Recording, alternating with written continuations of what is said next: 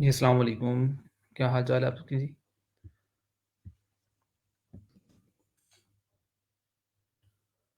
सुनाएँ, कल का दिन कैसा गुज़रा? काम-शाम किया कि नहीं किया आप लोगों ने? काम के हवाले से बताएँ ज़रा।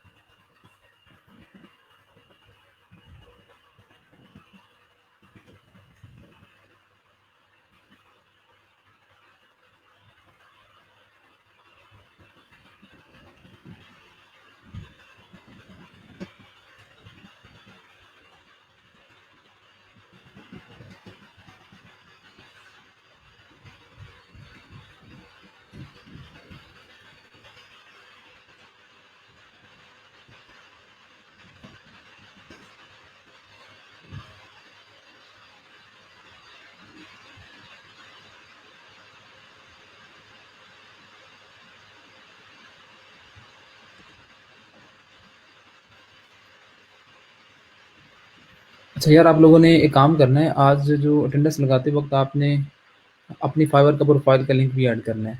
जब आप अटेंडेंस लगाओगे, वहाँ पर एक फ़ील्ड आ रही होगी फाइवर के प्रोफ़ाइल के लिंक की। तो आप में से हर बच्चे के लिए ये ज़रूरी है कि वो आज ही उस फ़ील्ड के अंदर अपनी फाइवर की प्रोफ़ाइल का लिंक ऐड करें।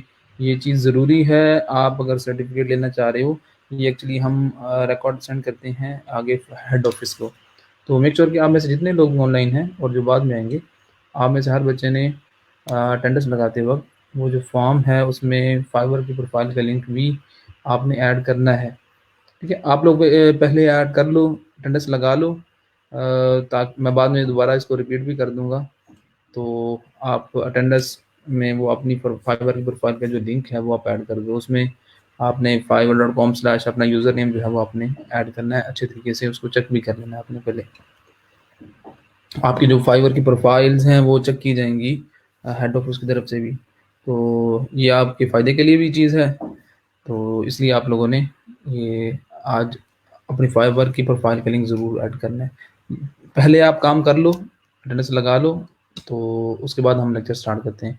आज बड़ी मज़े की चीज़ है जी, आज हमने देखना है कि किस तरह आप लोग बूटस्ट्रैप पे एक रिस्पॉन्सिव वेब पेज बना सकते हो। बड़ी मज़े की चीज़ है, ठीक है? इसलिए टाइम भी ज़्यादा चाहिए, तो इसलिए मेक श्योर कि आप लोग सारे जल्दी से अटेंडेंस लगा लो, हम टाइम से लेक्चर स्टार्ट कर सकें अपना।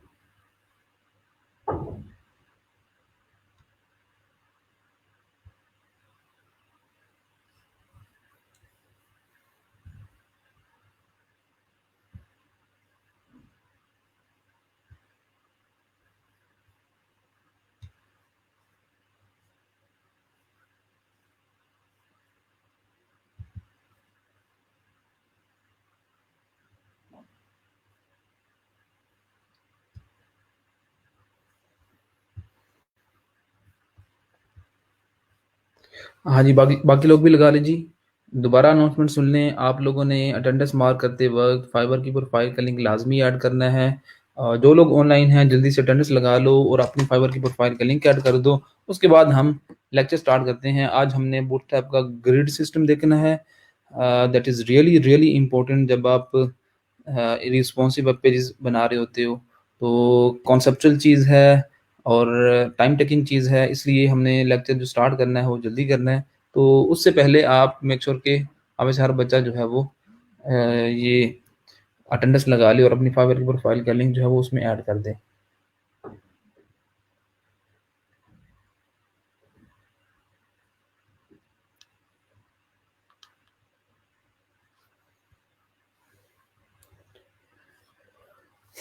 मैं आपका वेट कर रहा हूँ जी। और अटेंडेंस लगाने के बाद फाइवर की प्रोफाइल लिंक ऐड करने के बाद आपने मेंशन भी कर देना है। तो उसके बाद हम लेक्चर जो है वो स्टार्ट कर लेंगे अपना। जल्दी से आप लोग हाँ, अपना ये वाला काम कर लो, उसके बाद हम बूटस्ट्रैप की तरफ आते हैं।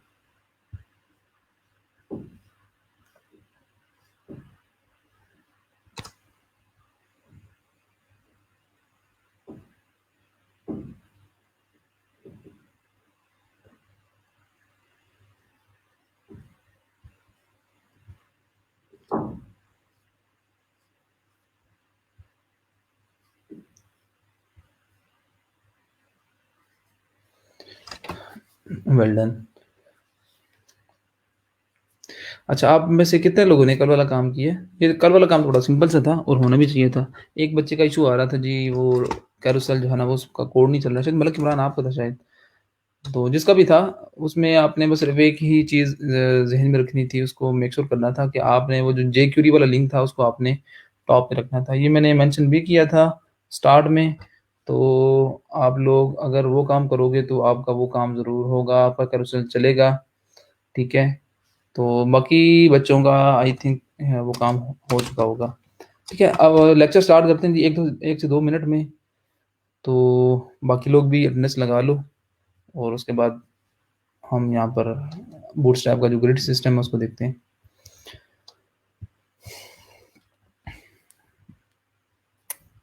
और सुनाएँ जी, बाकी क्या चल रहा है और क्या कुछ हो रहा है? ईद की तैयारियाँ कैसी जा रही हैं आप लोगों की? ईद उद मनानी है कि नहीं मनानी भाई? अच्छा, मलिक इमरान, आपने वो सीक्वेंस जो है ना वो बस आपने चेंज कर लेना है। जो 4 लिंक्स आपने ऐड किए होंगे अपने हेड के टैग में, उसमें जो स्क्रिप्ट के टैग एक होगा जिसमें जेक्यूरी का लिंक होगा। जेक्यूरी के लिंक को आपने राइट आफ्टर जो लिंक आपका था उसके लिंक के टैग के बाद लिखना है। तो आपका वो काम, वो जो कैरोसेल है वो आपका वर्क करेगा, स्लाइडर आपका वर्क करेगा। कितने बच्चों ने शॉपिंग कर ली है इसकी?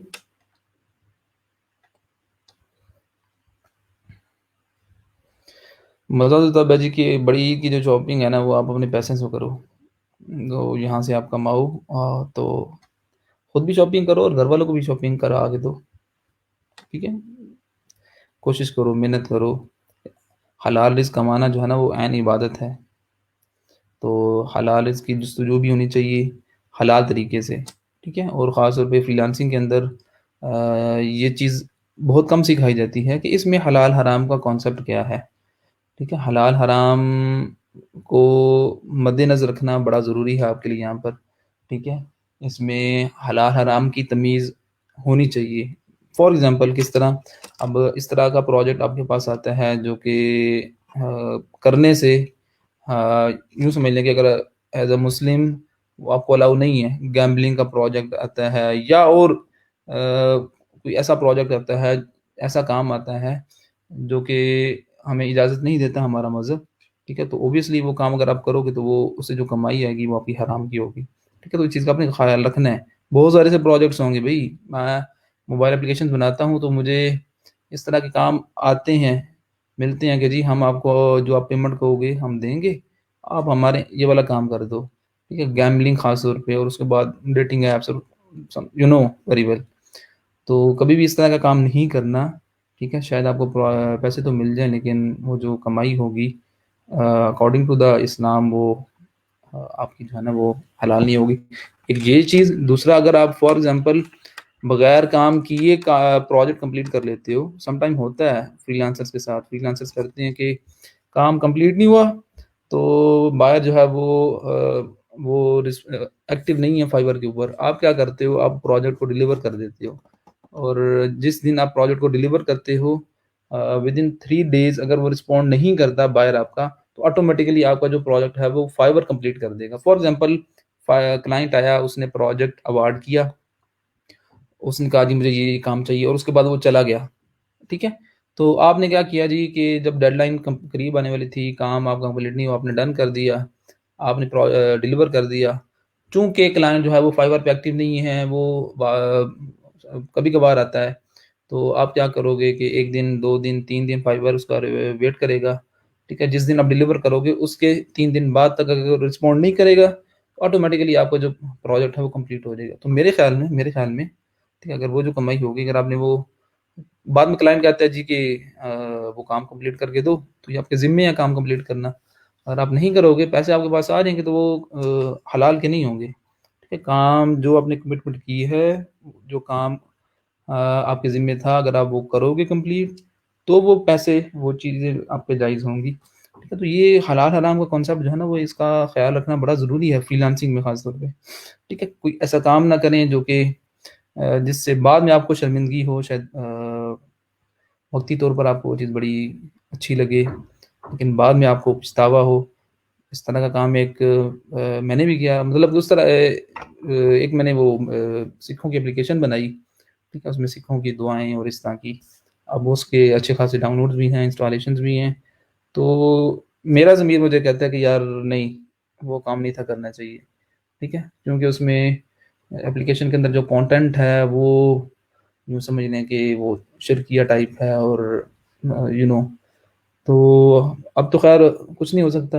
उस एप्लीकेशन से लाखों लोगों ने वो उनकी दुआएँ जो सिखों में होती हैं, ठीक है? उन्होंने सीखी, वो उसको यूज़ कर रहे हैं, ठीक है? तो अब एप्लीकेशन चल रही है, तो मुझे सम टाइम होता है कि यार नहीं, ये एप्लीकेशन ना चले, या इसमें इतने लोग यूज़र्स ना आएँ, क्योंकि उसको डेवलप मैंने किया हुआ है, ठीक है? तो ये आपके ऊपर डिपेंड करता है कि आपकी सोच क्या है, आपकी किस तरह सोचते हो, ठीक है? कुछ काम ऐसे होते हैं, ठीक है, कि जो कि एंटी इस्लामिक, या आपका जो मज़हब उसको अलाउ नहीं करता, तो आप कभी भी ना करिएगा, ठीक है? वक़्ती तौर पर आपको शायद वो चीज़ बड़ी चार्मिंग लगे, लेकिन बाद में आप सिवाय पछतावे के आपके पास कुछ नहीं होगा, ठीक है? और उसके अलावा जो काम करो, जो कमिटमेंट करो, आप वो पूरी करो। पूरी करने के बाद आप पेमेंट लो, उससे पहले नहीं, ठीक है? चलो जी, स्टार्ट करते हैं, लेक्चर को स्टार्ट करें, टाइम काफ़ी हो चुका है। आज हमने देखना है बूटस्ट्रैप का ग्रिड सिस्टम। इससे पहले कितने लोगों ने बूटस्ट्रैप के ग्रिड सिस्टम को देखा हुआ है? जी बताएँ। अच्छा जी, आज करनी है ईद की शॉपिंग, ठीक हो गया। लॉकडाउन है, कौन सी शॉपिंग? लॉकडाउन कहाँ है यार ज़ाहिद महमूद? आप किस एरिया में रहते हो? लॉकडाउन से सब कुछ खत्म हो चुका है। खैर, शॉपिंग करें, जो मर्ज़ी करें, साथ में आप क्या करना है आप लोगों ने, आपने ये काम भी करना है, ठीक है? ऐसे ना हो, ये 3 दिन हैं, 3 लेक्चर्स हैं, एटलीस्ट ये वाला जो काम है आपने करना है, तो उसके बाद आप बिज़ी हो जाइएगा जहाँ जो आपने काम करना हो ईद की। फिर क्या करें? ज़ाहिर फिर काम नहीं करना ऑब्वियसली। क्लाइंट अगर आपसे कहेगा कि आप ये काम करो, तो आप पहली बात है प्रोजेक्ट लो ही ना। अगर आपको वो अवार्ड कर दे, तो कैंसलेशन की भी तो ऑप्शन होता है आपके पास, अगर आपको बाद में पता चलता है। तो कैंसल करना ऑर्डर, ये इससे बेहतर है कि बाद में आपको पछतावा हो, या जो भी आगे आप बेहतर जानते हो, ठीक है? सज़ा जज़ा के बारे में, ठीक है? अगर फॉर एग्ज़ाम्पल कैंसलेशन से आपकी प्रोफाइल पे इफ़ेक्ट पड़ता है, एक तरफ ये चीज़ है, दूसरी तरफ वो जो काम आप गलत करोगे, उसका जो आपको ख़मियाज़ा भुगतना पड़ेगा, वो है, आप खुद डिसाइड कर सकते हो। चलें जी, स्टार्ट करते हैं। बूटस्ट्रैप का ग्रिड सिस्टम। बूटस्ट्रैप का ग्रिड सिस्टम, इसका कॉन्सेप्ट क्या है, और आप किस तरह इस पे काम करोगे? पहली जो चीज़ है वो ज़हन में रखिएगा कि हम देखेंगे सबसे पहले कि किस तरह आप लोग बूटस्ट्रैप की क्लासेस को कस्टमाइज़ कर सकते हो। हमने सबसे पहले ये चीज़ देखनी है। उसके बाद हम देखेंगे कि किस तरह बूटस्ट्रैप का ग्रिड सिस्टम वर्क करता है, किस तरह आप एक रिस्पॉन्सिव वेब पेज बना सकती हो, रिस्पॉन्सिवनेस का कॉन्सेप्ट क्या है, ठीक है? ये स्क्रैच हम देखेंगे। कितने लोगों ने इससे पहले बूटस्ट्रैप पे काम नहीं किया हुआ? ये बताएँ ज़रा आप कमेंट बॉक्स में। कितने लोगों ने इससे पहले काम नहीं किया हुआ?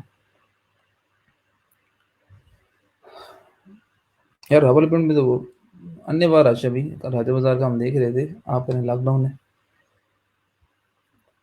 मैं यहाँ से बूटस्ट्रैप ओपन कर लेता हूँ और यहाँ पे ब्रैकेट भी ओपन कर लेता हूँ। ब्रैकेट में वो HTML फुल स्केलेटन HTML उसको भी ऐड कर देता हूँ और अब मैं यहाँ पर बूटस्ट्रैप की इंटीग्रेशन करूँगा। इंटीग्रेशन मैं करूँगा through CDN content delivery network के थ्रू। तो डाउनलोड पे जाऊँगा, वो जो लिंक है वो मैं कॉपी करूँगा। सिर्फ मैं ये वाला लिंक ही कॉपी करता हूँ, ठीक है? क्योंकि हमने आज के लेक्चर में मेन जो है वो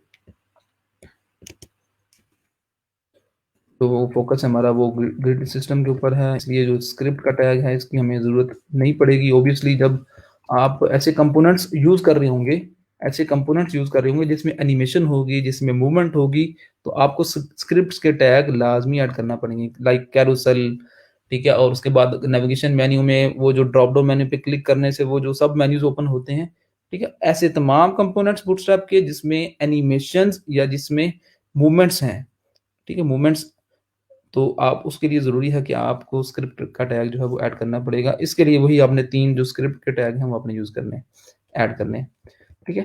तो ये बड़ी मज़े की चीज़ है। अब हम सबसे पहले देखते हैं कि किस तरह आप लोग बूटस्ट्रैप की कंपोनेंट्स को, बूटस्ट्रैप की क्लासेस को कस्टमाइज़ कर सकते हो। कस्टमाइज़ से मुराद के एक फीचर, एक स्टाइल जो बूटस्ट्रैप आपको दे रहा है, आप उसमें चेंजिंग्स करना चाह रहे हो अपनी रिक्वायरमेंट्स के अकॉर्डिंगली, ठीक है? तो वो चेंजिंग्स आप किस तरह कर सकते हो, इसको मैं दूसरे लफ्ज़ों में कहूँगा कि बूटस्ट्रैप की क्लासेस को आप किस तरह ओवरराइड कर सकते हो। एक ओवरराइड से मुराद ये है कि एक फीचर आपको मिल रहा है, एक डिफ़ॉल्ट फीचर आपको मिल रहा है, डिफ़ॉल्ट बिहेवियर आपको मिल रहा है, तो आप उसको जब कस्टमाइज़ कर दोगे, कस्टमाइज़ से मुराद चेंज कर दोगे, अपनी रिक्वायरमेंट्स के मुताबिक उसको मॉडिफ़ाई कर दोगे, ठीक है? तो आप उसको कहोगे कि मैंने इसको ओवरराइड कर दिया, ठीक है? फलाँ चीज़ इसमें क्लासेस ये वूप के अंदर भी आप देखते हो ये टर्म, ठीक है? तो यहाँ पर आप क्या कहोगे कि जब आप अपनी रिक्वायरमेंट्स के मुताबिक आप बूटस्ट्रैप की क्लासेस को अपडेट कर दोगे, मॉडिफ़ाई कर दोगे, तो आप कहोगे कि मैंने उसकी क्लासेस को ओवरराइड कर दिया, ठीक है?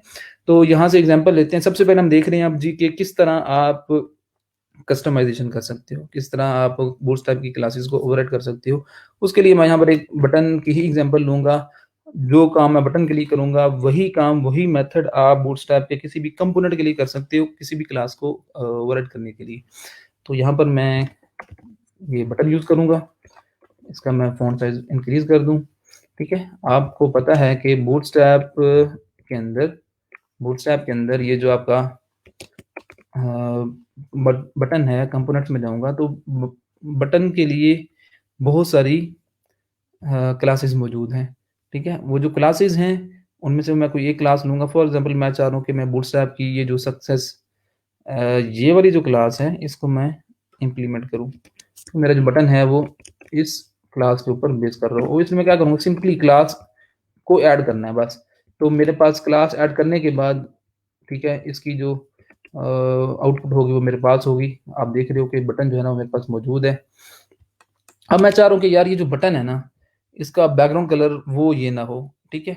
या जो टेक्स्ट कलर है वो ये ना हो, या इसका जो इसने बॉर्डर जो रेडियस है वो ये ना हो, लाइक जो ये सर्कल सा आपको नज़र आ रहा है रेडियस, या फिर आप यूँ माउस ओवर करने से ये जो डार्क ग्रीन हो रहा है इसका कलर, कुछ भी करना चाह रहे हो, कुछ भी करना चाह रहे हो, मार्जिन पैडिंग, तो आप ये सारा कुछ कर सकते हो। अगर आपको भी ऑब्वियसली इसके लिए आपको ज़रूरी है कि एचटीएमएल सीएसएस का कॉन्सेप्ट हो, ठीक है? ख़ास तौर पे सीएसएस का, ठीक है?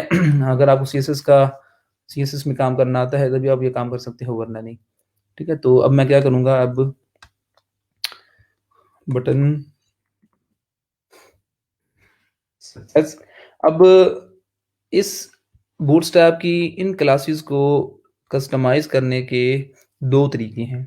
बूटस्ट्रैप की किसी भी क्लास को कस्टमाइज़ करने के 2 तरीके हैं, या अगर आपने ओवरराइड करना है क्लास को तो 2 तरीके हैं।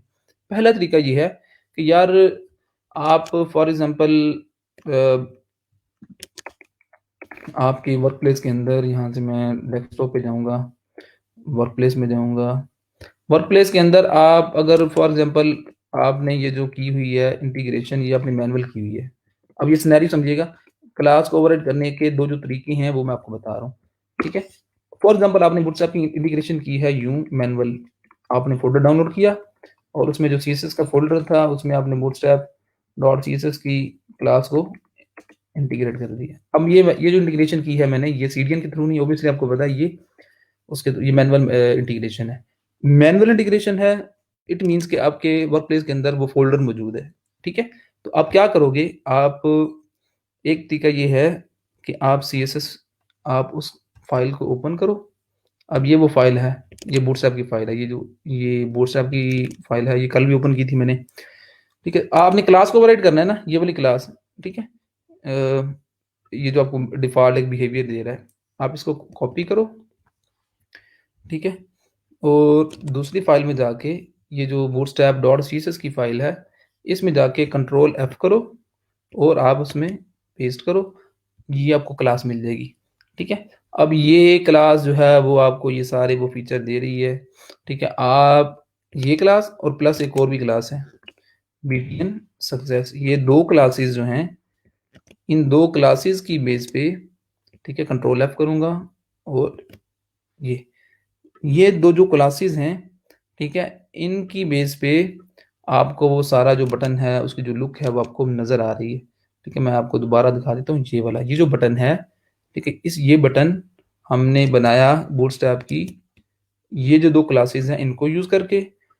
अगर आपने इसको ओवरराइड करना है तो इन क्लासेस को आप जाके ढूँढो, फाइंड करो bootstrap.css की फ़ाइल में जिसको आपने इंटीग्रेट किया है, ठीक है? जिसको आपने यहाँ पर इंटीग्रेट किया हुआ है, ये देखें।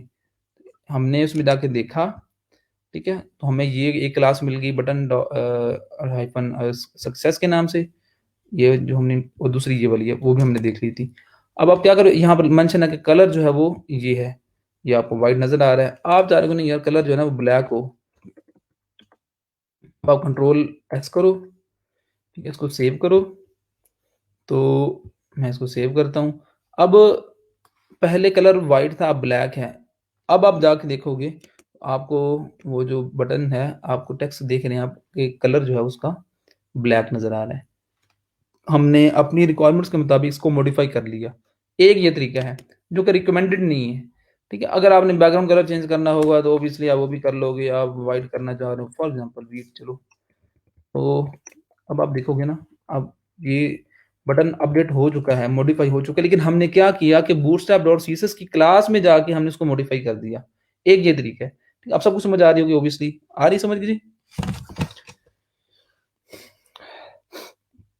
तो अब इसी तरह अगर आपने जो भी आप चाह रहे होंगे, अगर आपने ये mouse over for example mouse over करने से आप चाह रहे हो कि यार ग्रीन ना आए, तो आप यहाँ पर देख रहे हो कि ये जो क्लास है ना, बटन सक्सेस, इस पे ओवर करने से ये इफ़ेक्ट मिल रहा है। कलर ये, बैकग्राउंड कलर ये और बॉर्डर कलर ये। आप चुप करके इसको भी चेंज कर दो। आप जिस तरह माउस ओवर करने से आपको ये ग्रीन और सारा कुछ जो इफ़ेक्ट मिल रहा है ना, तो आप इसमें क्या करोगे, बैकग्राउंड में ये कलर आप चाह रहे हो व्हीट व्हीट ही रहे या कुछ और कर लें, चलो ब्लू हम कर लेते हैं। ये वैसे तुक तो नहीं बनेगा, लेकिन सिर्फ़ समझाने के लिए आपको। और बैकग्राउंड कलर हम कर लेते हैं जी, ये भी है कि पिंक सा रख लेते हैं, ठीक है? ताकि थोड़ा चेंज बॉर्डर कलर भी हम यहाँ पर ये रख देते हैं जी ब्लैक। अब ये मल्टीपल एक वो रंग-बिरंगी चीज़ बन जाएगी, लेकिन मकसद जो है वो समझना है। अब यहाँ पर देख रहे हो ये पिंक और ब्लैक और ब्लू कलर आपको मिल रहा है।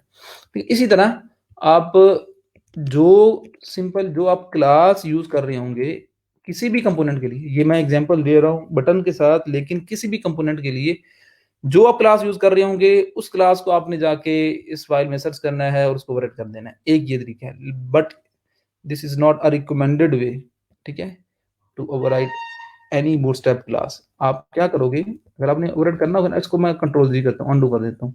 अब मैं इसको मैं कंट्रोल एस करता हूँ और मैं अब जाके दोबारा देखूँगा तो वो पहले वाला। अब मैं दूसरे तरीके से इसको ओवरराइट करूँगा। जो दूसरा रिकमेंडेड वे है वो ये है कि भई इसको आप एज़ इट इज़ ही रहने दो, ठीक है? इसमें ओवरराइट करोगे तो क्या होगा कि अब आपके पास वो चीज़ बाकी रहेगी नहीं। अब आप कभी भी वो इफ़ेक्ट, वो स्टाइल दोबारा यूज़ नहीं कर पाओगे क्योंकि आपने उसको वैसे ही कोड को ओवरराइट कर दिया है।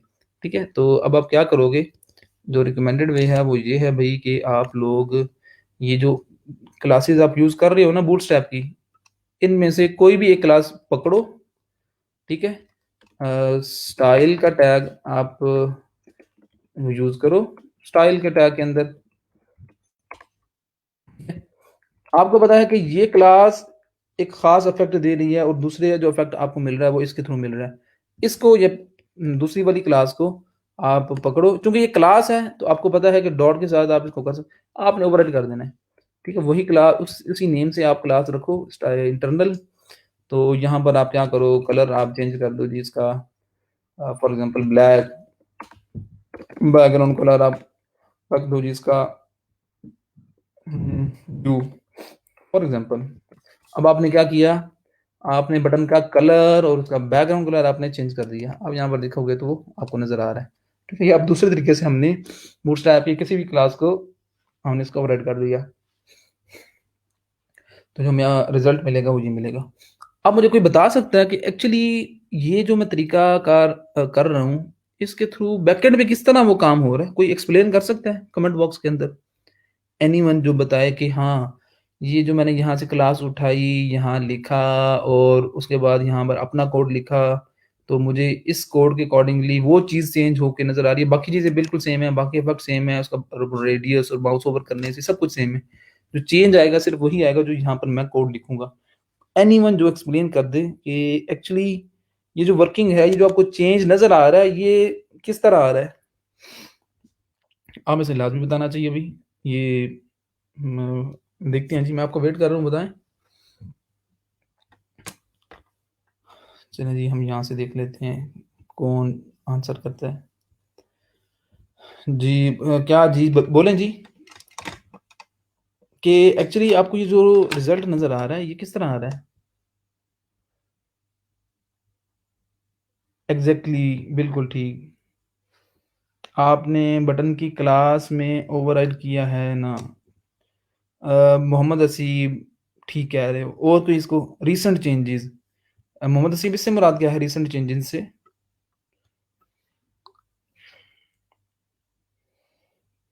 फर्स्ट वो सीएसएस अप्लाई होंगे, देन लास्ट में ये सीएसएस। बिल्कुल ठीक, सही ज़ैन अली, बहुत अच्छा आपने किया, बहुत अच्छा आंसर दिया।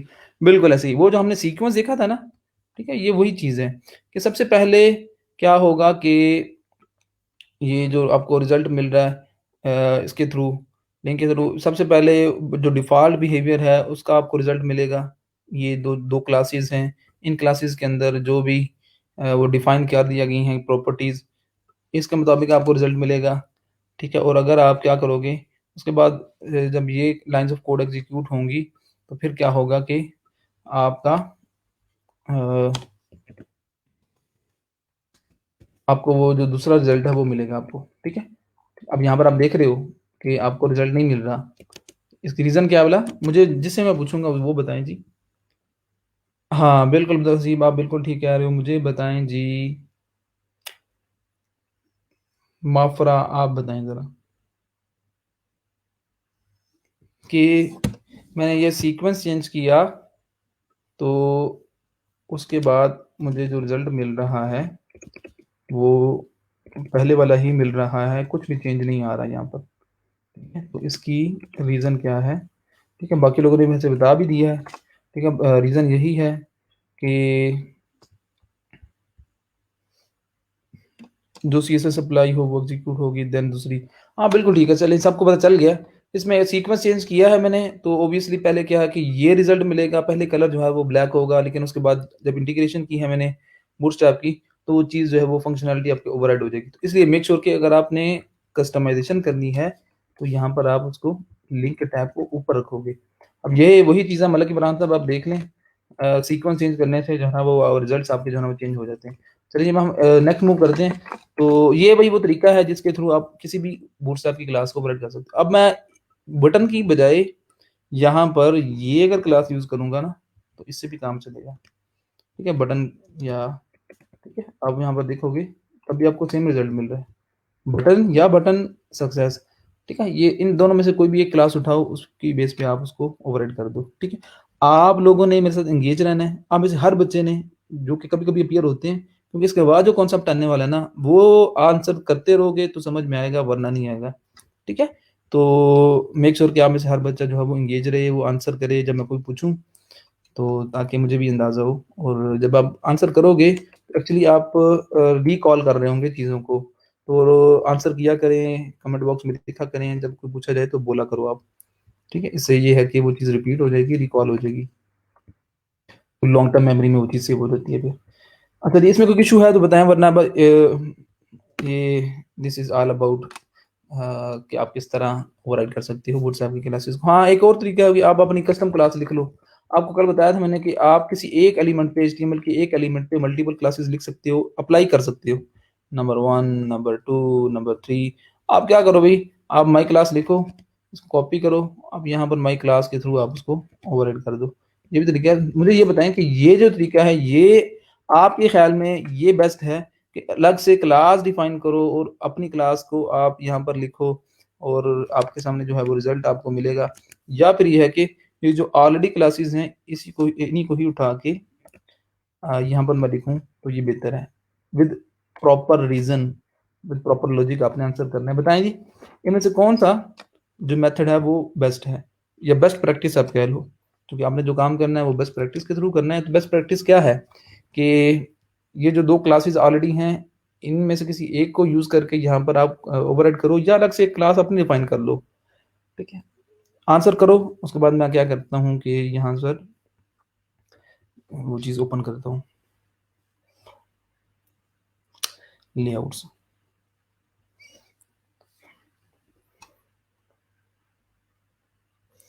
अच्छा जी, पहले फ़ाइल में बटन सक्सेस को ओवरराइड करना पड़ेगा। बताएँ जी?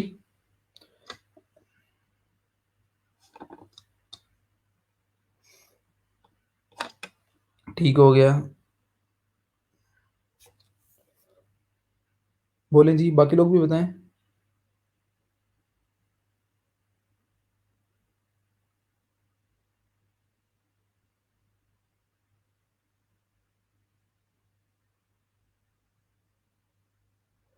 अच्छा जी, नूर बताएँ, रीज़न बताएँ कि किस तरह अलग से क्लास डिफाइन करके उस पे काम करना, क्यों ये बेस्ट मेथड है? Class override is the best method because code reusability is more exactly, बिल्कुल। तो हाँ, बिल्कुल ऐसे ही है जी, ये आपकी बात बिल्कुल ठीक है। क्लास ओवरराइड करेंगे, तो ये हमारा कोड रीयूज़ होगा। आप अलग से क्लास डिफाइन करोगे ना, यहाँ पर माई क्लास, एक तो आपको क्लास डिफाइन करनी पड़ेगी अलग से, टाइम लगेगा आपका, ठीक है? और उसके बाद आप यहाँ पर दोबारा उसको रिप्लेस, यहाँ पर वो चीज़ लिखोगे। तो भई ये जो ऑलरेडी क्लासेस हैं, ठीक है? इन्हीं को ही आप यूज़ करो, नई क्लास ना बनाओ, ठीक है? आपका जो कोड है वो बढ़ेगा, टाइम लगेगा आपका।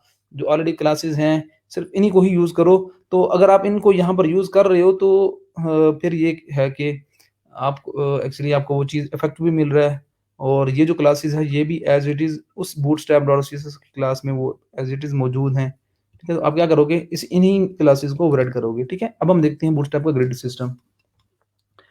अच्छा यार,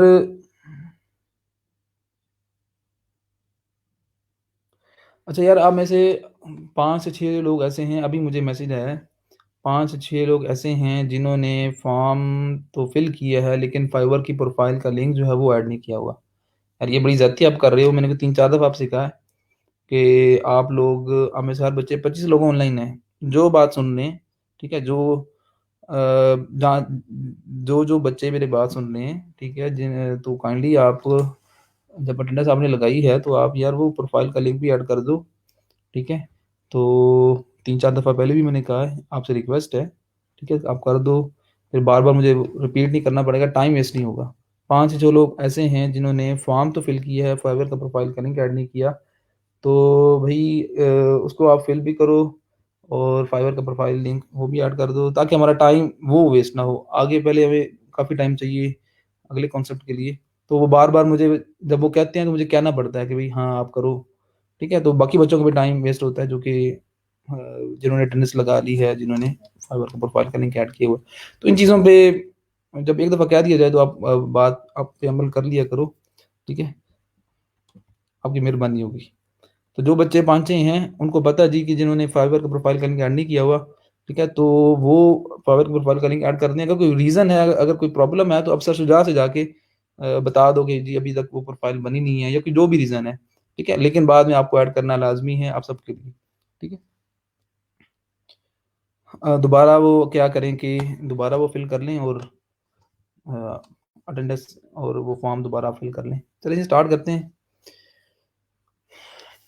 अब हम देखेंगे बूटस्ट्रैप के ग्रिड सिस्टम, ठीक है? ये one of the core concepts in bootstrap, ठीक है? और one of the core reasons जिसकी वज़ह से बूटस्ट्रैप का कॉन्सेप्ट आया, बूटस्ट्रैप को यूज़ किया जा रहा है, ठीक है? तो वो कॉन्सेप्ट क्या है, वो रीज़न क्या है, वो हम देखते हैं, ठीक है? तो आई होप कि आपको ये चीज़ समझ में आ चुकी होगी। यार फील्ड नेसेसरी करेंगे, पता नहीं फिर अब जिसने काम बात नहीं माननी, ठीक है, वो फॉर्म ही नहीं फिल करेगा, वो अटेंडेंस ही नहीं लगाएगा, ठीक है? तो अब क्या बंदा कहे, ठीक है? जब आपसे एक दफ़ा कह दिया तो आप लोग बात मान लिया करो यार, ठीक है? इसमें कितना टाइम लगता है आपका? चलो जी, हम स्टार्ट करते हैं बूटस्ट्रैप का ग्रिड सिस्टम, ठीक? उससे पहले हम देखते हैं कि रिस्पॉन्सिवनेस का कॉन्सेप्ट क्या है वेब के अंदर। रिस्पॉन्सिव वेब पेजेस का कॉन्सेप्ट क्या है वेब के अंदर, ये चीज़ हम देखते हैं। उसके बाद हम ग्रिड सिस्टम को देखेंगे। चूँकि ग्रिड सिस्टम को आप यूज़ करोगे रिस्पॉन्सिव वेब पेजेस बनाने के लिए, इसके लिए ज़रूरी है कि आपको पहले रिस्पॉन्सिवनेस का पता हो। बताएँ जी कि रिस्पॉन्सिव वेब पेजेस जो होते हैं वो क्या होते हैं? कोई आप बताएँ, आप में से डेफिनिशन आम लफ्ज़ों में बताएँ जी। किसी आम नॉन टेक्निकल पर्सन को बताना हो तो किस तरह बताएँगे कि what is the concept of responsiveness या रिस्पॉन्सिव वेब पेजेस? बताएँ जी कमेंट बॉक्स में। सीडीएन का कोड के लिंक यूज़ करके भी हम चेंजिंग कर सकते हैं क्या नहीं, ऑब्वियसली नहीं कर सकते मलिक इमरान।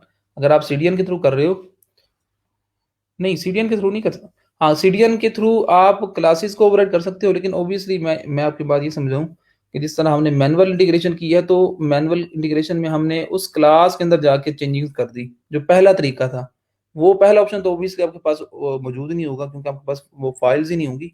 हाँ, दूसरा तरीका मौजूद है, ठीक है? यहाँ पर अगर आप बेशक सीडीएन के थ्रू करें, बेशक आप करें जी मैनुअल करें, तो आप ये वाला जो मेथड है, ये जो आपने अप्रोच यूज़ की है, ये आप काम कर सकते हो, क्लासेस को ओवरराइड कर सकते हो। चाहे आपका हो लिंक सीडीएन के थ्रू हो या आप मैनुअल इंटीग्रेशन की हो। बताएँ जी? Page design adjust according to the window size in responsiveness exactly बिल्कुल। नूर आपने बिल्कुल ठीक कहा। बाकी लोग भी बता दीजिए कि रिस्पॉन्सिवनेस की डेफिनिशन क्या है? That changes according to the size of browser. Size of browser ठीक हो गया, ये बात भी ठीक है। बाकी लोग बताएँ जी। हसीब आप बताओ अगर आपको पता है। जी, responsive web pages are independent of screen size. हाँ, इंडिपेंडेंट डिपेंडेंट हैं जी, इंडिपेंडेंट तो नहीं होते बिल्कुल। ये तो आपने उलट कर दी है इसकी डेफिनिशन जी अनस, कि इंडिपेंडेंट से मुराद ये है कि जो वेब पेज है वो डिपेंड कर ही नहीं रहा ब्राउज़र की स्क्रीन के ऊपर। ब्राउज़र की साइज़ के ऊपर, स्क्रीन साइज़ के ऊपर आपका वेब पेज डिपेंड ही नहीं कर रहा। डिपेंड नहीं करने से मुराद ये है कि चाहे स्क्रीन साइज़ छोटा हो, स्क्रीन साइज़ बड़ा हो, आपका वेब पेज जो है वो एज़ इट इज़ ही उसकी लुक होगी। इसका तो ये मतलब बन रहा है। ठीक है? डिपेंडेंट होना चाहिए। According to the screen size आपका वेब पेज जो है वो एडजस्ट होना चाहिए। यहाँ से मैं फॉर एग्ज़ाम्पल एक साइट ओपन करता हूँ developer.apple.com। ठीक है? ये चलें एप्पल की ही कर लेते हैं, डेवलपर को छोड़ें। apple.com तो ये उनकी जी वेबसाइट है। तो यहाँ से मैं इंस्पेक्ट करता हूँ। ठीक है, इंस्पेक्ट मैंने किया। ये एक्चुअली डेवलपर टूल है। आपको पता होना चाहिए कि किसी भी वेबसाइट का आप कोड देख सकते हो, राइट क्लिक करें, इंस्पेक्ट एलिमेंट करें। इंस्पेक्ट करेंगे तो फिर क्या होगा कि आप ये आपके पास वो डेवलपर टूल्स हैं, वो सारे ये जो टूल्स हैं ये डेवलपर्स के लिए हैं, उन लोगों के लिए जो कि कोडिंग को अंडरस्टैंड करते हैं। ठीक है, तो यहाँ से आप एचटीएमएल सीएसएस दे सकते हो किसी भी वेब पेज की। ठीक है, तो आप क्या करोगे रिस्पॉन्सिवनेस बताने के लिए मैं आपको यहाँ पर ये कुछ टूल्स हैं, एलिमेंट्स में जाएँगे तो यहाँ पर वो एचटीएमएल के सारे एलिमेंट्स आ रहे होंगे। ये कुछ आप अंडरस्टैंड कर लो। कंसोल यहाँ पर आपको रिजल्ट्स मिलेंगे जावास्क्रिप्ट के। जावास्क्रिप्ट का कोड जब रन करोगे तो उसके कुछ रिजल्ट्स आपको यहाँ पर मिलेंगे। सोर्स ये कुछ वो फाइल्स हैं, वो सोर्स फाइल्स हैं जो कि इस वेबसाइट की मौजूद हैं। अब यहाँ पर वो फाइल्स आप सारी देख सकते हो। ये एप्पल एप्पल की वेबसाइट की फाइल्स हैं। ठीक है, तो आप बस आप कोड देख सकते हो किसी भी वेबसाइट का ब्राउज़र में राइट क्लिक करके इंस्पेक्ट एलिमेंट करके। नेटवर्क में आप नेटवर्क की जो आपकी नेटवर्क इन्फॉर्मेशन आपको यहाँ से मिलेगी। ठीक है, कि आपका जो वेब पेज है इस नेटवर्क पे उसकी क्या जी रिज़ल्ट्स हैं, यहाँ पर उसकी परफ़ॉर्मेंस आएगी आपकी, ठीक है। और कुछ ऑप्शंस हैं, यहाँ पर ये 3 डॉट्स हैं, इसमें आप क्या करोगे, ये आपके पास डॉक साइड, मतलब कि यहाँ पर आप ये जो आपको साइड बार में नज़र आ रहा है ना कोड, आप उसको इस पे क्लिक करेंगे तो ये नीचे नज़र आ रहा होगा, ठीक है। तो ये चीज़ भी आप चेंज कर सकते हो, ठीक है। और अगर आपने दोबारा चेंज करनी है तो ये यहाँ से आप ये आपको वो चीज़ आपको यहाँ नज़र आ रही है। अब ये चीज़ मैं आपको बता दूँ आपको ताकि अब ये नया कोड आपको यहाँ पर नई विंडो के अंदर वो चीज़ मिल रही है। मैं राइट क्लिक करूँगा और मैं जो आपसे कहूँगा रिकमेंडेड कि वो आप ये करो यहाँ से ये नीचे आएँ, ठीक है? ऊपर आपका वेब पेज है, नीचे उसका कोड है, ठीक है? ये वो एलिमेंट्स हैं जी। एचटीएमएल आप देख सकते हो किसी भी वेब पेज की, ये वो एलिमेंट्स वाला टैब आप सेलेक्ट करोगे, ये सारे वो एलिमेंट्स हैं, ठीक है। यहाँ पर इस दूसरे सेक्शन में दूसरे से एरिया में आपको सीएसएस नज़र आ रही होगी, सीएसएस वाला पोर्शन ये है, एचटीएमएल वाला पोर्शन ये है, आपको कंसोल पे वो यहाँ पर जावास्क्रिप्ट का कोड मिलेगा, ठीक है। तो यहाँ पर आप जो भी टैग सेलेक्ट करोगे, जहाँ से मैं टैग सेलेक्ट कर रहा हूँ और यहाँ पर उसकी सीएसएस आप देख रहे हो उसके अकॉर्डिंगली चेंज हो रही है। यहाँ से मैं ये टैग या एलिमेंट सेलेक्ट करूँगा तो यहाँ पर उसके अकॉर्डिंगली उस पे जो सीएसएस इम्प्लीमेंट हो रही है, वो ये वाली हो रही है, ठीक है। आप इसमें से कुछ भी चेंज कर सकते हो अगर आप चेंज करना चाहो, जिस तरह ब्राउज़ बॉर्डर कलर है ये आ रहा है व्हाइट, तो आप इसको ये करेंगे तो उसका इफ़ेक्ट कहीं न कहीं आपको नज़र आ रहा होगा। इसी तरह ये जो एलिमेंट आप सेलेक्ट करोगे, उसके अकॉर्डिंगली आपको वो चीज़ यहाँ पर मिलेगी। तो ये ख़ैर बताना मकसद नहीं है, रिस्पॉन्सिवनेस था, लेकिन ये चीज़ आपको यूज़ करनी आनी चाहिए as a developer. Layout flexible होता है बिल्कुल जी, इंडिपेंडेंट इसलिए कहा कि आप ये पेजेज़ की एक साइज़ इस स्क्रीन के लिए स्पेसिफाइड नहीं होते। हाँ, बिल्कुल ठीक, आपने जवाब बिल्कुल ठीक दिया, लेकिन अगर इस तरह की मिस्टेक आप इंटरव्यू में करोगे ना, इंटरव्यू में अगर कोई क्वेश्चन पूछा जाता है, आप आंसर ऐसे करते हो कि वो अगला बंदा उसको उलट समझे, तो आप जो है ना वो ऑब्वियसली उसका आंसर जो है ना वो रॉन्ग कंसीडर होगा। इसलिए प्रॉपर आप टर्म्स यूज़ करो, टर्म्स का आपको पता होना चाहिए। ठीक है? आपकी बात बिल्कुल ठीक है जी अनाज़, आप यही है कि अकॉर्डिंग टू द साइज़ जो है वो पेज जो है वो आपका एडजस्ट हो जाए, फ्लेक्सिबिलिटी हो। अच्छा, हम यहाँ से ये अच्छा रिस्पॉन्सिवनेस अगर आपने चेक करनी हो किसी भी वेब पेज की, आप दोबारा राइट क्लिक करो, ठीक है? मैं इसको रीलोड कर देता हूँ। अब हमने इस वेब पेज की रिस्पॉन्सिवनेस चेक करनी है। राइट क्लिक किया, इंस्पेक्ट एलिमेंट किया और उसके बाद यहाँ पर ये जो आपको डबल स्क्रीन्स नज़र आ रही हैं, ठीक है? इस पे क्लिक करोगे ना, तो यहाँ पर आपको वो ऊपर कुछ टूल्स नज़र आएँगे, ऑप्शंस नज़र आएँगे ये रिस्पॉन्सिवनेस, ठीक है? आप यहाँ से स्क्रीन साइज़ सेलेक्ट कर सकते हो और उस स्क्रीन साइज़ के ऊपर जो एप्पल का वेब पेज है ऑटोमेटिकली एडजस्ट होगा। सारे ऑप्शंस आप देख सकते हो कि अब ये जो 400 क्रॉस 488 पिक्सेल्स इस स्क्रीन साइज़ पे, अब ये आप स्क्रीन साइज़ देख सकते हो। आप में से जितने बच्चों के पास स्मार्टफ़ोन्स हैं, किसी एक बच्चे की जो रेज़ोल्यूशन है वो इससे कम नहीं होगी, ये भी नहीं होगी, इससे ज़्यादा होगी। जो नॉर्मल रेज़ोल्यूशन है आजकल के जो स्मार्टफ़ोन्स आ रहे हैं वो हैं जी 720 क्रॉस 1280, ठीक है? जिसके पास कोई थक्कड़ से धक्कड़ भी मोबाइल है उसकी रेज़ोल्यूशन इतनी है, ठीक है? अब यहाँ पर आप देख रहे हो कि जब वेब पेज हम ओपन किया है हमने इस रेज़ोल्यूशन के ऊपर, इस रेज़ोल्यूशन का मोबाइल शायद बहुत कम होंगे, शायद लेस देन 1% होंगे, ठीक है? ये बहुत कम रेज़ोल्यूशन है जो कि तो आप देख सकते हो कि यहाँ इस रेज़ोल्यूशन के ऊपर ये वेब पेज ऑटोमेटिकली एडजस्ट हो गया। इसका डिज़ाइन स्टिल कह लो कि मीनिंगफुल है, ठीक है? कंटेंट आप सारा इसका देख सकते हो, यहाँ पर वो सारे ऑप्शंस मौजूद हैं। यहाँ से अगर मैं ये ड्रॉप डाउन मेन्यू से यहाँ पर मल्टीपल ऑप्शंस हैं आपके पास, पिक्सेल 2, गैलेक्सी ये सारे। आपकी दुनिया की कोई भी वेबसाइट है, उसका रिस्पॉन्सिव होना इसलिए ज़रूरी है क्योंकि more than 70% more than 60 to 70% 60 to 70% जो ट्रैफ़िक आ रही होती है किसी भी वेब पेज के ऊपर, किसी भी वेबसाइट के ऊपर, वो थ्रू मोबाइल के आ रही होती है। ठीक है? अगर फॉर एग्ज़ाम्पल आपने एक ब्लॉग बनाया, ठीक है? आपने एक ई-कॉमर्स स्टोर बनाया, ठीक है? तो उस ई-कॉमर्स स्टोर पे जो 60 टू 70% ट्रैफ़िक होगी, वो मोबाइल डिवाइसेज़ से आ रही होगी। आप सबको पता है कि सारे लोग जो यूज़ करते हैं, वेबसाइट्स को भी करते हैं, ब्राउज़र को यूज़ करते हैं, वो मोबाइल से करते हैं। ठीक है? तो 60-70% बहुत बड़ा नंबर है किसी भी वेबसाइट का। तो इसलिए अगर आपका वेब पेज, आपकी वेबसाइट मोबाइल डिवाइस के ऊपर वो अजीब-सी नज़र आती है, उसका कंटेंट वो है ही नहीं यूज़र फ्रेंडली, यूज़र एक्सपीरियंस इंतहाई बुरा है, तो आप यूँ समझ लो कि अपनी 60 टू 70% जो ट्रैफ़िक है उसको आप लूज़ कर दोगे। तो इसलिए जो भी वेब पेज बनाया जाता है, जो भी वेबसाइट बनाई जाती है, वो मोबाइल रिस्पॉन्सिव बनाई जाती है। क्यों? क्योंकि बहुत बड़ा नंबर मोबाइल डिवाइसेज़ से आ रहा होता है। तो आपको एज़ अ वेब डेवलपर एक रिस्पॉन्सिव वेब पेज बनाना बहुत ज़रूरी होता है।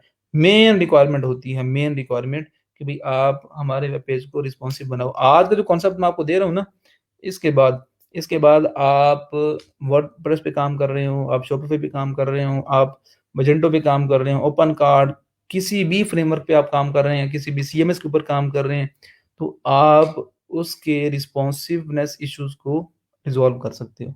ठीक है? क्यों? क्योंकि बहुत सारे ऐसे प्रोजेक्ट्स होते हैं, वर्डप्रेस के होंगे जिसमें आपको कहा जाएगा कि जी आप किसी भी वेब पेज को आप रिस्पॉन्सिव बना दो। ठीक है? तो उन प्रोजेक्ट्स पे आप काम कर सकते हो। ठीक है? रिस्पॉन्सिवनेस का मतलब क्या है कि according to the screen size, ठीक है? स्क्रीन साइज़ चेंज हो तो आपका web page automatically screen size के मुताबिक एडजस्ट हो जाए। एक वेब पेज अगर डेस्कटॉप पे नज़र आ रहा है, ये आप मेरे डेस्कटॉप देख रहे हो ये वाला, ठीक है? तो डेस्कटॉप पे अगर कोई वेबसाइट का पेज ओपन होता है, वेबसाइट ओपन होती है, तो उसका जो डिज़ाइन है वो कंसिस्टेंट हो, वो डिज़ाइन अच्छा हो। लेकिन अगर वो आपका जो वेब पेज है वो किसी दूसरी डिवाइस पे ओपन हो, डिवाइसेज़ 3 तरह की होती हैं, नोट कर लो। जनरली जनरली आपकी 3 तरह की डिवाइसेज़ होती हैं और उन 3 डिवाइसेज़ को ही आप टारगेट करते हो जब आप कोई वेब पेज आप डेवलप कर रहे होते हो। नंबर 1 डेस्कटॉप डिवाइसेज़, ठीक है? जिसमें आपके लैपटॉप्स, आपके डेस्कटॉप सारा कुछ आ जाते हैं। डेस्कटॉप डिवाइसेज़, टैबलेट्स और स्मार्टफ़ोन्स, ठीक है? ये 3 तरह की डिवाइसेज़ हैं जिसके लिए आप अपने वेब पेज को नॉर्मली बनाते हो रिस्पॉन्सिवनेस के। इन 3 डिवाइसेज़ में से किसी भी डिवाइस पे ओपन हो आपका वेब पेज, तो आपकी जो वेबसाइट है वो उसका यूज़र एक्सपीरियंस खराब ना हो, ठीक है? यूज़र एक्सपीरियंस खराब ना हो, ठीक है? जो टैबलेट यूज़ करते हैं उनको आसानी से आपकी वो वेबसाइट को यूज़ कर लें, ठीक है? तो ये रिस्पॉन्सिवनेस है। रिस्पॉन्सिवनेस का हरगिज़ मतलब ये नहीं है कि सेम डिज़ाइन नहीं, स्मार्टफ़ोन के लिए उसका अब डिज़ाइन जो है वो स्मार्टफ़ोन के मुताबिक हो, टैबलेट्स के लिए टैबलेट्स के मुताबिक। आपने देखा होगा जब कोई वेबसाइट ओपन, अब यहाँ पर ही देख लो आप, अगर मैं इसको ख़त्म करता हूँ, ये ख़त्म किया। अब ये डेस्कटॉप है ना, तो डेस्कटॉप पे जो वेबसाइट्स होती हैं वो इसी तरह ही नज़र आती हैं। ये आपको ऑप्शंस नज़र आ रहे होते हैं और यहाँ पर ये सारा स्लाइडर और सारा कुछ, स्लाइडर और नेविगेशन बार और इस तरह की आई एम सॉरी। तो डेस्कटॉप के ऊपर जो वेबसाइट होती है उसका लुक इसी तरह बनता है कि आपका हेडर होता है, आपका जी स्लाइडर होता है और उसके बाद ये सारा। जब आपकी वेबसाइट ओपन होती है मोबाइल के ऊपर, तो ये स्लाइडर और ये इस तरह ये ख़ास तौर पे ये जो हेडर है, हेडर का कॉन्सेप्ट नहीं होता। आपने वेबसाइट को यूज़ किया होगा मोबाइल फ़ोन पे, जो रिस्पॉन्सिवनेस होगी, ये टॉगल बटन बनता है। ये टॉगल बटन बनता है जी, बनता है कि नहीं बनता? ठीक है, जो लोग मोबाइल यूज़ करते हैं, मोबाइल से स्मार्टफ़ोन से अपनी कोई भी वेबसाइट ओपन करते हैं, अगर वो रिस्पॉन्सिवनेस होगी, तो यहाँ पर ये चीज़ यूज़ होगी। क्योंकि मोबाइल यूज़ करते वक़्त ये जो विजेट है, इसको आप विजेट कह सकते हो, टॉगल बटन कह लो या नेविगेशन ड्रॉअर कह लो, तो ये मोबाइल डिवाइसेज़ के लिए है। ठीक है, तो यहाँ पर ये मोबाइल डिवाइसेज़ का समझ लो कि ये जी स्टैंडर्ड है एक, ठीक है? मोबाइल डिवाइसेज़ पे इसी तरह मोबाइल ऐप्स के अंदर भी आपको चीज़ें मिलती हैं, ठीक है? तो यहाँ पर आपको मोबाइल डिवाइस के अकॉर्डिंगली आपका जो वेब पेज है, वो नज़र आना चाहिए। इसी तरह टैबलेट के लिए। तो यहाँ से आप वो चेंज कर सकते हो। यहाँ पर मैं गैलेक्सी S5 के ऊपर अगर आप अपनी वेबसाइट को चेक करना चाहूँगा तो मैं इसको सेलेक्ट कर लूँगा।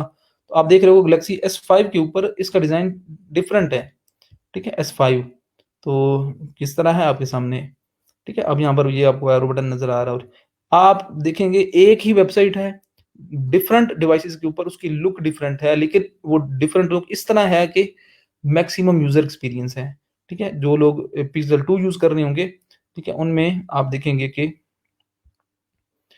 अ, जो लोग पिक्सेल 2 यूज़ कर रहे हैं, उनमें एप्पल की जो वेबसाइट है वो इस तरह दिखेगी। इसी तरह मैं आगे जाके आईफ़ोन एक्स उस पे ओपन करता हूँ। आईफ़ोन एक्स के ऊपर भी कुछ इस तरह की वेबसाइट आपकी ओपन होगी, ठीक है? तो यहाँ से आप ये वाला ऑप्शन सेलेक्ट कर लो, आईपैड के ऊपर आपकी वेबसाइट ये दिखेगी। आप देख लें कि इसमें यहाँ से आप उसका 100% कर लो ताकि वो आपको नज़र आए। अब यहाँ पर आईपैड सेलेक्ट किया तो इसकी लुक जो है वो डिफरेंट हो चुकी, आईपैड के अकॉर्डिंगली हो चुकी, ठीक है? तो यहाँ पर अगर मैं और कोई यहाँ से रिस्पॉन्सिवनेस ये डेस्कटॉप के लिए ये वाली, सॉरी डेस्कटॉप के लिए यहाँ से अगर आप खत्म करोगे तो ये चीज़ है। तो ये वेब पेज, एक ही web page multiple screen sizes के ऊपर आपका रिस्पॉन्सिव है, खुद को एडजस्ट कर रहा है, उसका जो लेआउट है वो चेंज हो रहा है। तो इस तरह चेंज हो रहा है कि यूज़र के लिए आसानी है उसको यूज़ करना, ठीक है? अब आप सम टाइम किसी दौर में शायद आपने कोई वेबसाइट देखी होगी, अब तो खैर मैक्सिमम जो वेबसाइट्स हैं वो रिस्पॉन्सिव होती हैं। आपने मोबाइल पे अगर कोई वेबसाइट ओपन की हो तो आपको ना उसका कंटेंट देखने के लिए आपको स्वाइप लेफ्ट और स्वाइप राइट करना पड़ता है, ड्रैग करना पड़ता है पेज को। याद है किसी को जी? जो वेबसाइट रिस्पॉन्सिव नहीं होती, फॉर एग्ज़ाम्पल आप अगर आप कोई आर्टिकल पढ़ रहे हो, आर्टिकल, तो आपको जी वो कंप्लीट लाइन पढ़ने के लिए आप उसको ड्रैग करोगे पेज को लेफ्ट और राइट साइड पर, नीचे स्क्रॉल बार आ रही होती है।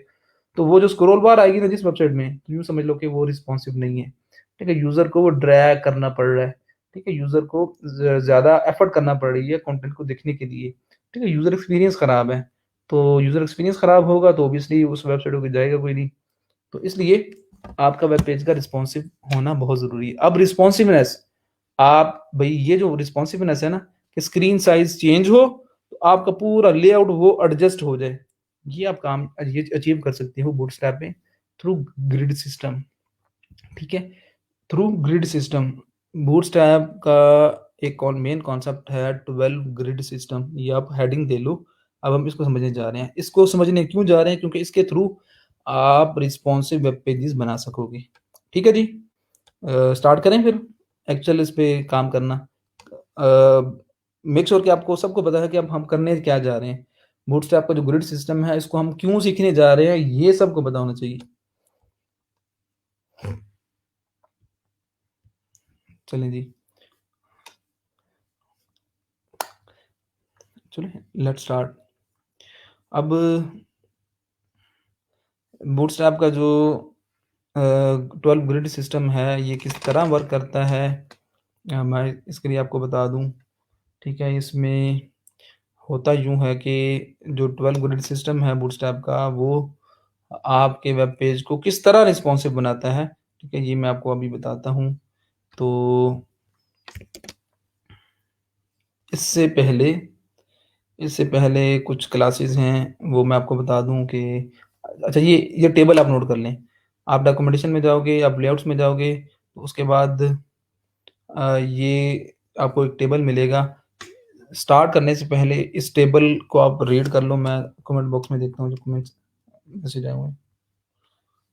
अच्छा यार वकार सलीम, बाय डिफ़ॉल्ट जो थीम्स होते हैं शॉपिफ़ाई के, वर्डप्रेस के, वो बाय डिफ़ॉल्ट होते ही रिस्पॉन्सिव हैं। आप अपने ई-कॉमर्स स्टोर को ज़रा मोबाइल डिवाइस के ऊपर ओपन करके देखो, तो ऑटोमेटिकली आप देखेंगे कि वो रिस्पॉन्सिव होगा, ठीक है? उसके वेब पेजेस सारे रिस्पॉन्सिव होंगे।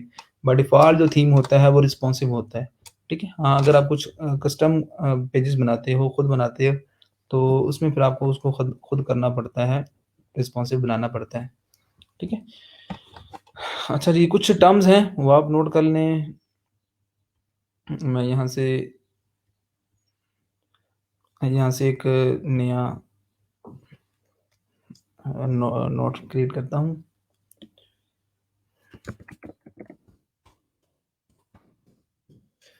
जी, यहाँ पर कुछ टर्म्स हैं वो आपको पता होना चाहिए, ठीक है? जब भी मैं बात करूँगा स्मॉल डिवाइसेस की, अब ना ये कुछ रेंजेस हैं, आपको इसका पता होना चाहिए, ठीक है? ये बूटस्ट्रैप के अंदर वो तमाम डिवाइसेस, ठीक है, जो कि 576 से लेकर 768 पिक्सल के दरमियान होंगी।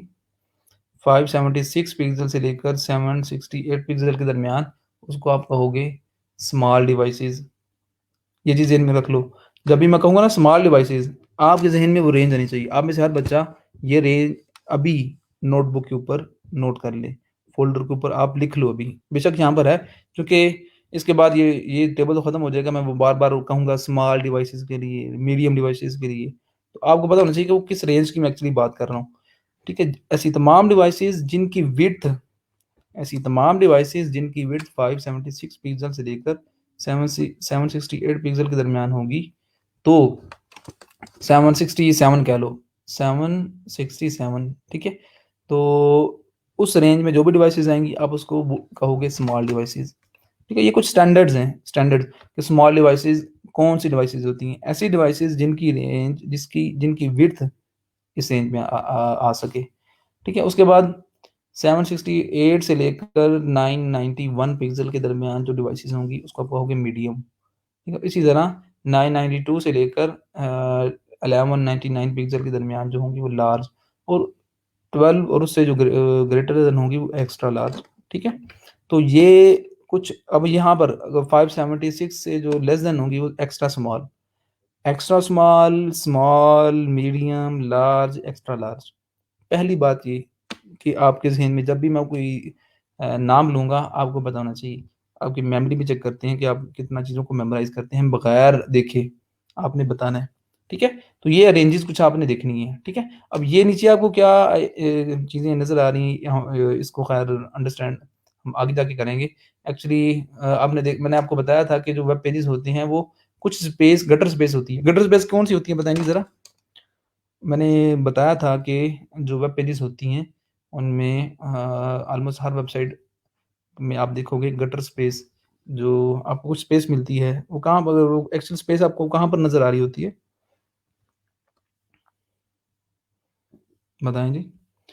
तो एक्चुअली वो जो लेफ्ट और राइट साइड से आपको जो स्पेस मिलती है ना, उसको गटर स्पेस कहते हो। तो ऐसी तमाम डिवाइसेज़ जो स्मॉल डिवाइसेज़ होंगी, उनमें जो वेब पेज होगा वो एक्चुअली 540 पिक्सल ले रहा होगा। बाकी जो 540 से और 76 के दरमियान जो स्पेस है, एक्चुअली वो गटर स्पेस है, ठीक है? वो लेफ्ट और राइट साइड वैसे ही वो आपका वेब पेज जो है वो उसको छोड़ देगा, ठीक है? लेफ्ट राइट मार्जिन, हाँ, बिल्कुल ठीक। ठीक है, तो ये एक्चुअली वो उसकी बात कर रहे हैं। आगे जाके हम उसको मज़ीद देखेंगे।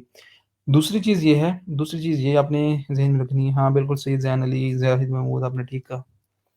तो दूसरी चीज़ ये है, जब भी स्मॉल डिवाइसेज़ की बात करेंगे, तो उसकी जो रिप्रेज़ेंटेशन है ना बूटस्ट्रैप के अंदर, वो है एसएम के थ्रू। एसएम, ठीक है? फॉर स्मॉल डिवाइसेज़, ठीक है? चलिए बल्कि इसको अ, स्क्रीन साइज़ेज़ इसको हम कहेंगे, ठीक है? एसएम फॉर स्मॉल डिवाइसेज़, ठीक है? मीडियम, एमडी फॉर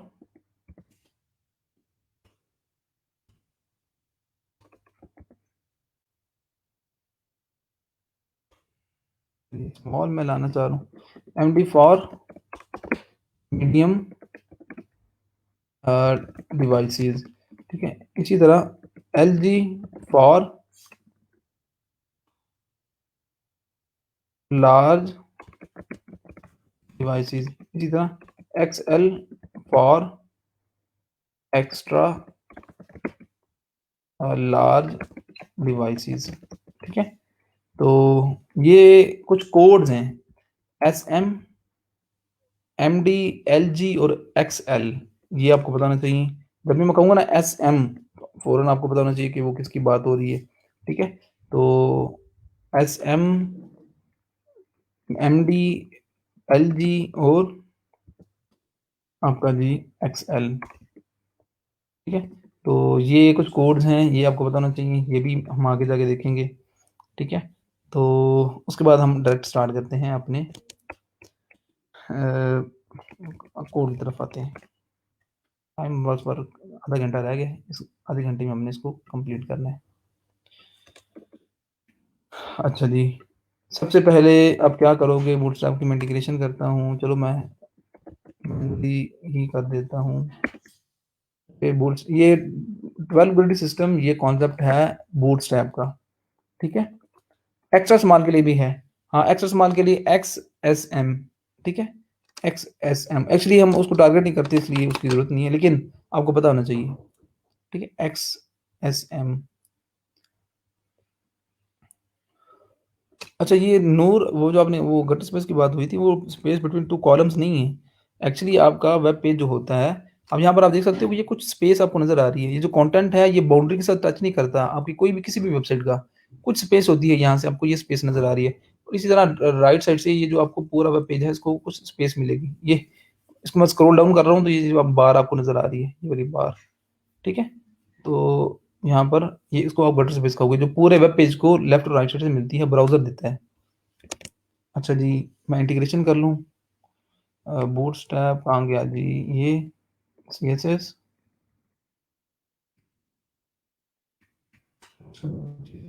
अब मैं यहाँ पर आपको बताऊँगा कि आपने काम किस तरह स्टार्ट करना है। स्टार्ट शुरू से किस तरह करना है, कोई भी वेब पेज होगा।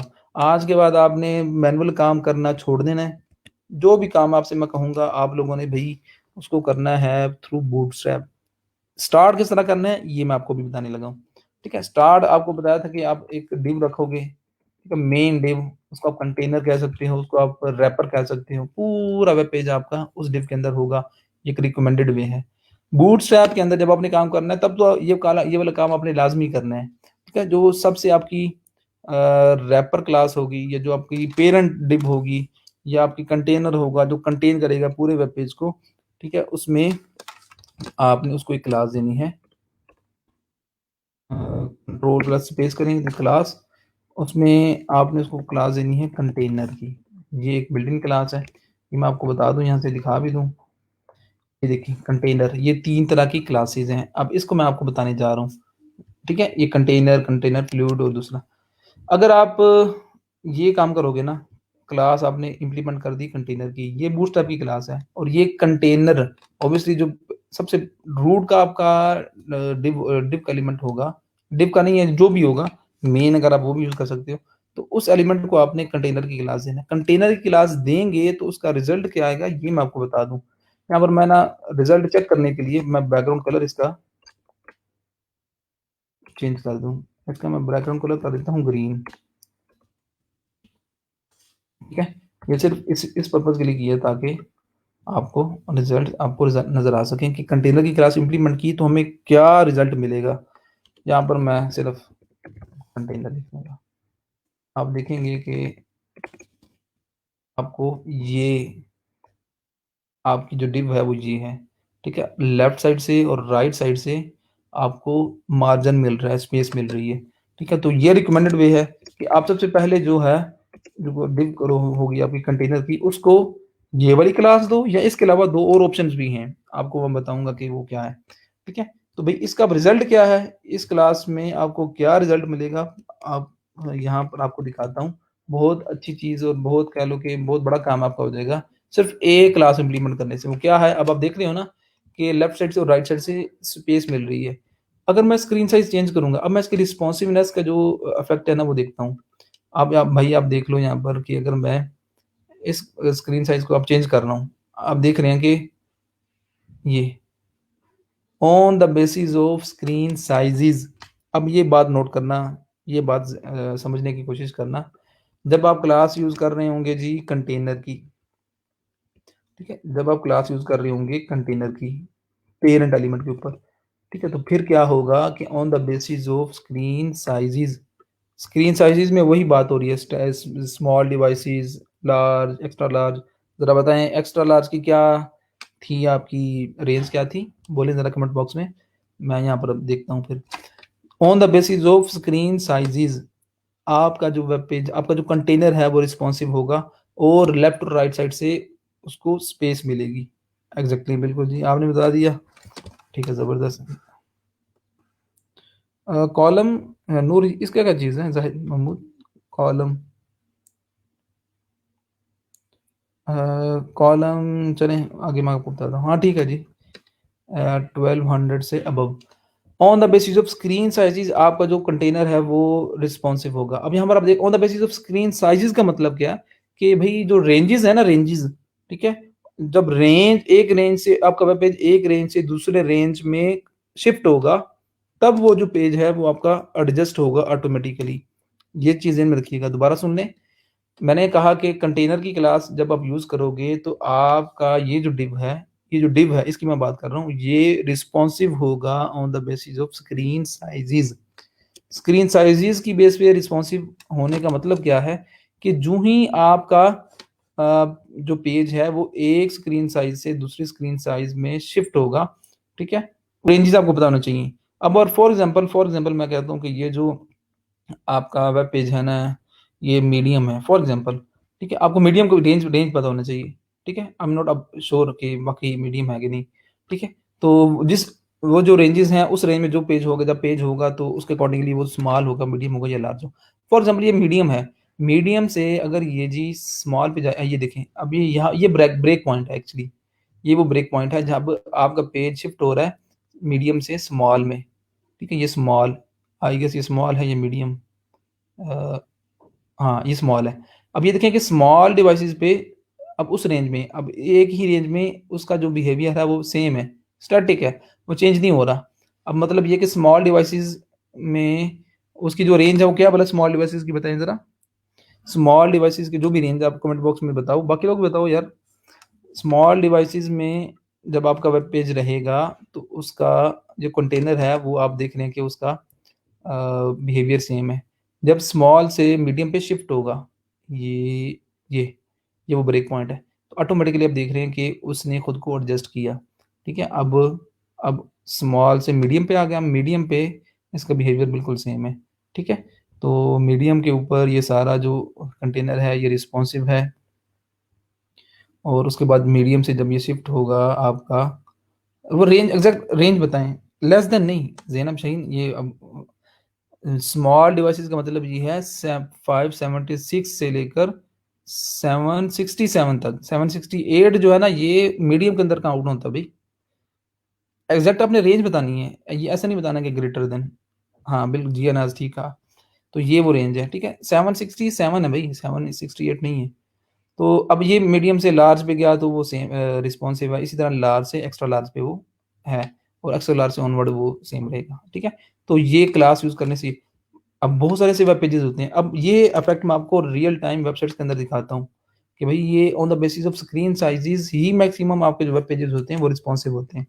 यहाँ से मैं वेबसाइट ओपन करता हूँ जी फाइवर की फॉर एग्ज़ाम्पल। फाइवर की वेबसाइट ओपन करते हैं और हम उसमें देखते हैं यहाँ पर उसका बिहेवियर। तो यहाँ पर आप देखेंगे कि ये देखिए इसका जो पेज है इसको मैं जब अ, करूँगा जी इसको स्क्रीन्स को चेंज करूँगा। अब देखें, ये देखें, कि एक स्क्रीन साइज़ से दूसरी स्क्रीन साइज़ में जब पेज शिफ्ट हो रहा है, ये देखें ये वो ब्रेक पॉइंट है। आप देख रहे हो हेडर को देखो, हेडर की बिहेवियर आप देखें कि एक स्क्रीन साइज़ से दूसरे स्क्रीन साइज़ में जब आपका पेज चेंज हो रहा है, यहाँ पर देखो टॉगल बटन आ रहा है और यहाँ पर वो जो मेन्यूज़ हैं वो हो रहे हैं, वो एडजस्ट हो रहे हैं खुद, ठीक है? अब ये देखें on the basis of screen size. अब एक स्क्रीन साइज़ पे सेम है इसका बिहेवियर, अभी देख लें, अब ये एक ही रेंज में बिल्कुल सेम है। जो ही ये शिफ्ट होगा दूसरी रेंज में, तो आप इसका लुक फिर देखिएगा, अभी सेम है, सेम लुक ये देखें। अब ये वो ब्रेक पॉइंट है, जहाँ पर आपका पेज दोबारा एडजस्ट हो रहा है, ठीक है? According to the page size, screen size, ठीक है? अब अगेन देखें जी, ये वो स्मॉल आप मीडियम कह लो फॉर एग्ज़ाम्पल, तो अब इसी तरह जब ये और इसका स्क्रीन साइज़ चेंज होगा, अब देख लें कि अब कितना ज़बरदस्त इन्होंने बनाया हुआ है, देख लें कि सारे का सारा कंटेंट अब नीचे से देख लो, हर चीज़ वो एडजस्ट हो रही है ऑटोमेटिकली। अब ये अगर और कम होगा, अब ये देख लें, ये भी एक ब्रेक पॉइंट है। ठीक है? तो एक स्क्रीन साइज़ के ऊपर डिज़ाइन सेम है, ठीक है? और उसके बाद जब स्क्रीन साइज़ चेंज होता है तो उसका आप देख लो कि जो इफ़ेक्ट है वो आपके सामने है। तो भई बहुत सारी वेबसाइट्स होती हैं जो कि इसी तरह काम कर रही हैं, on the basis of screen size वो रिस्पॉन्सिव होती हैं। उसमें उसका कंटेनर, उस कंटेनर में जो कुछ भी मौजूद है, आप यहाँ पर आप हज़ारों चीज़ें देख रहे हैं, तो वो सारा कुछ ऑटोमेटिकली एडजस्ट होगा, तो वो एक ही ऑप्शन है। अच्छा, दूसरा ऑप्शन क्या है आपके पास? आप कंटेनर फ्लूइड की क्लास यूज़ कर सकते हो, ठीक है? कितने लोगों को यहाँ तक बात समझ में आई? कमेंट बॉक्स में बताएँ। कितने लोगों को यहाँ तक बात समझ में आई कि कंटेनर एक्चुअली वो किस तरह वर्क कर रहा है? Entire page responsive why we are have not used container class in body type. हाँ, रिया नाज़ बिल्कुल आपने क्वेश्चन ठीक पूछा कि भई हाँ, हमने उसमें क्यों नहीं यूज़ किया? क्योंकि आपको मैंने बताया कि रिकमेंडेड वे ये है कि बॉडी में आप कुछ भी इम्प्लीमेंट नहीं करते। कोई भी क्लास, कोई भी आईडी उसको कुछ भी नहीं देते। बॉडी को एज़ इट इज़ रहने देते हो। उसके फ़ौरन बाद एक एलिमेंट बनाते हो आप और उस एलिमेंट को आप कंटेनर कहते हो। यहाँ पर आप कर सकते हो काम। इसको आप कंटेनर क्लास दो, कंटेनर की काम चलेगा, लेकिन ये बेस्ट प्रैक्टिस नहीं है। बेस्ट प्रैक्टिस ये नहीं है। बेस्ट प्रैक्टिस ये है कि बॉडी के बाद आप एक एलिमेंट ऐड करो। उस एलिमेंट में आपने जी उसको क्लास देनी है कंटेनर की। सारे लोग बताएँ? सारे लोग, बाकी लोग भी बताएँ जी। अगर आपका रिस्पॉन्स अच्छा आएगा फिर मैं आगे चलूँगा, मूव करूँगा, वरना नहीं। ठीक हो गया। अच्छा जी, आप बता दे रहे हैं, मैं कंटिन्यू करता हूँ इसको, ठीक है? क्योंकि टाइम कम है। अब अगले जो ऑप्शन है ना हमारे पास, वो कंटेनर की बजाय आप कंटेनर फ्लूइड यूज़ कर सकते हो।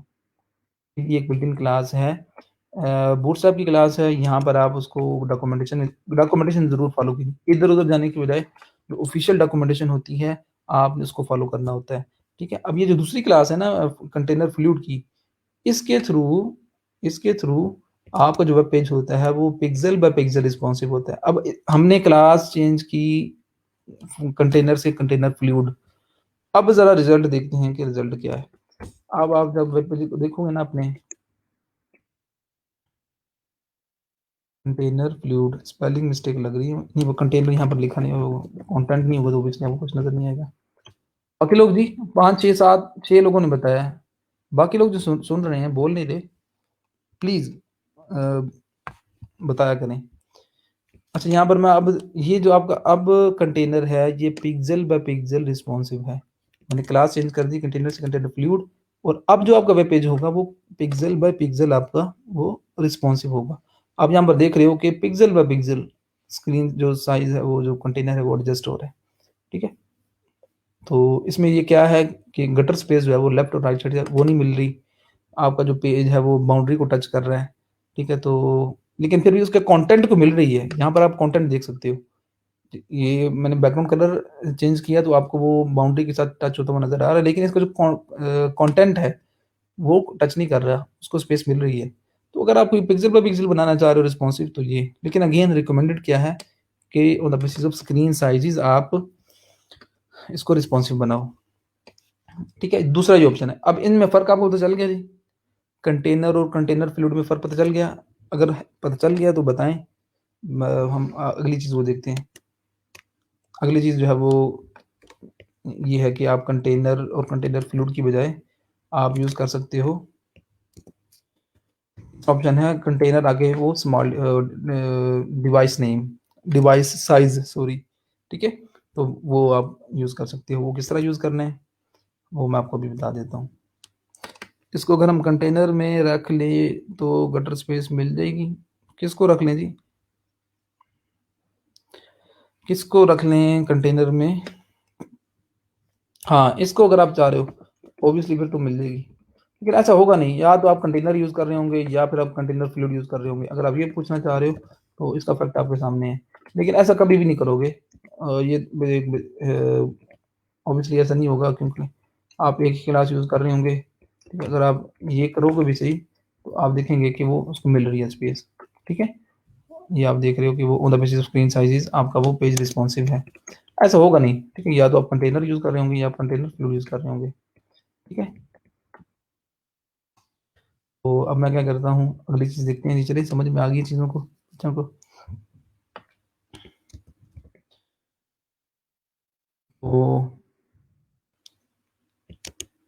अगली जो चीज़ है वो ये है कि आप अपने जो पेरेंट एलिमेंट है कंटेनर फ्लूइड की बजाय आप यहाँ पर वो डिवाइस साइज़ मेंशन कर सकते हो। डिवाइस साइज़ से मुराद क्या है? Small, medium, large, extra large.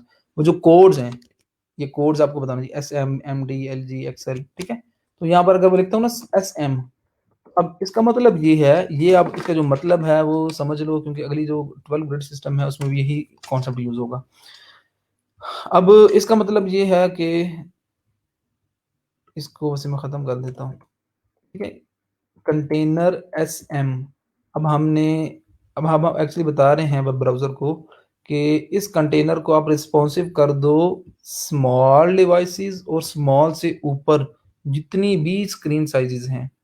Small से ऊपर आपका मीडियम आता है, लार्ज, एक्स्ट्रा लार्ज। ठीक है? तो स्मॉल डिवाइसेस और उससे अबव जितनी भी स्क्रीन साइजेस हैं, उनके लिए ये पेज जो है वो आप इसको रिस्पॉन्सिव बना दो। इसका मतलब ये है, स्मॉल से less than extra small devices के लिए ये जो पेज है ये रिस्पॉन्सिव नहीं है।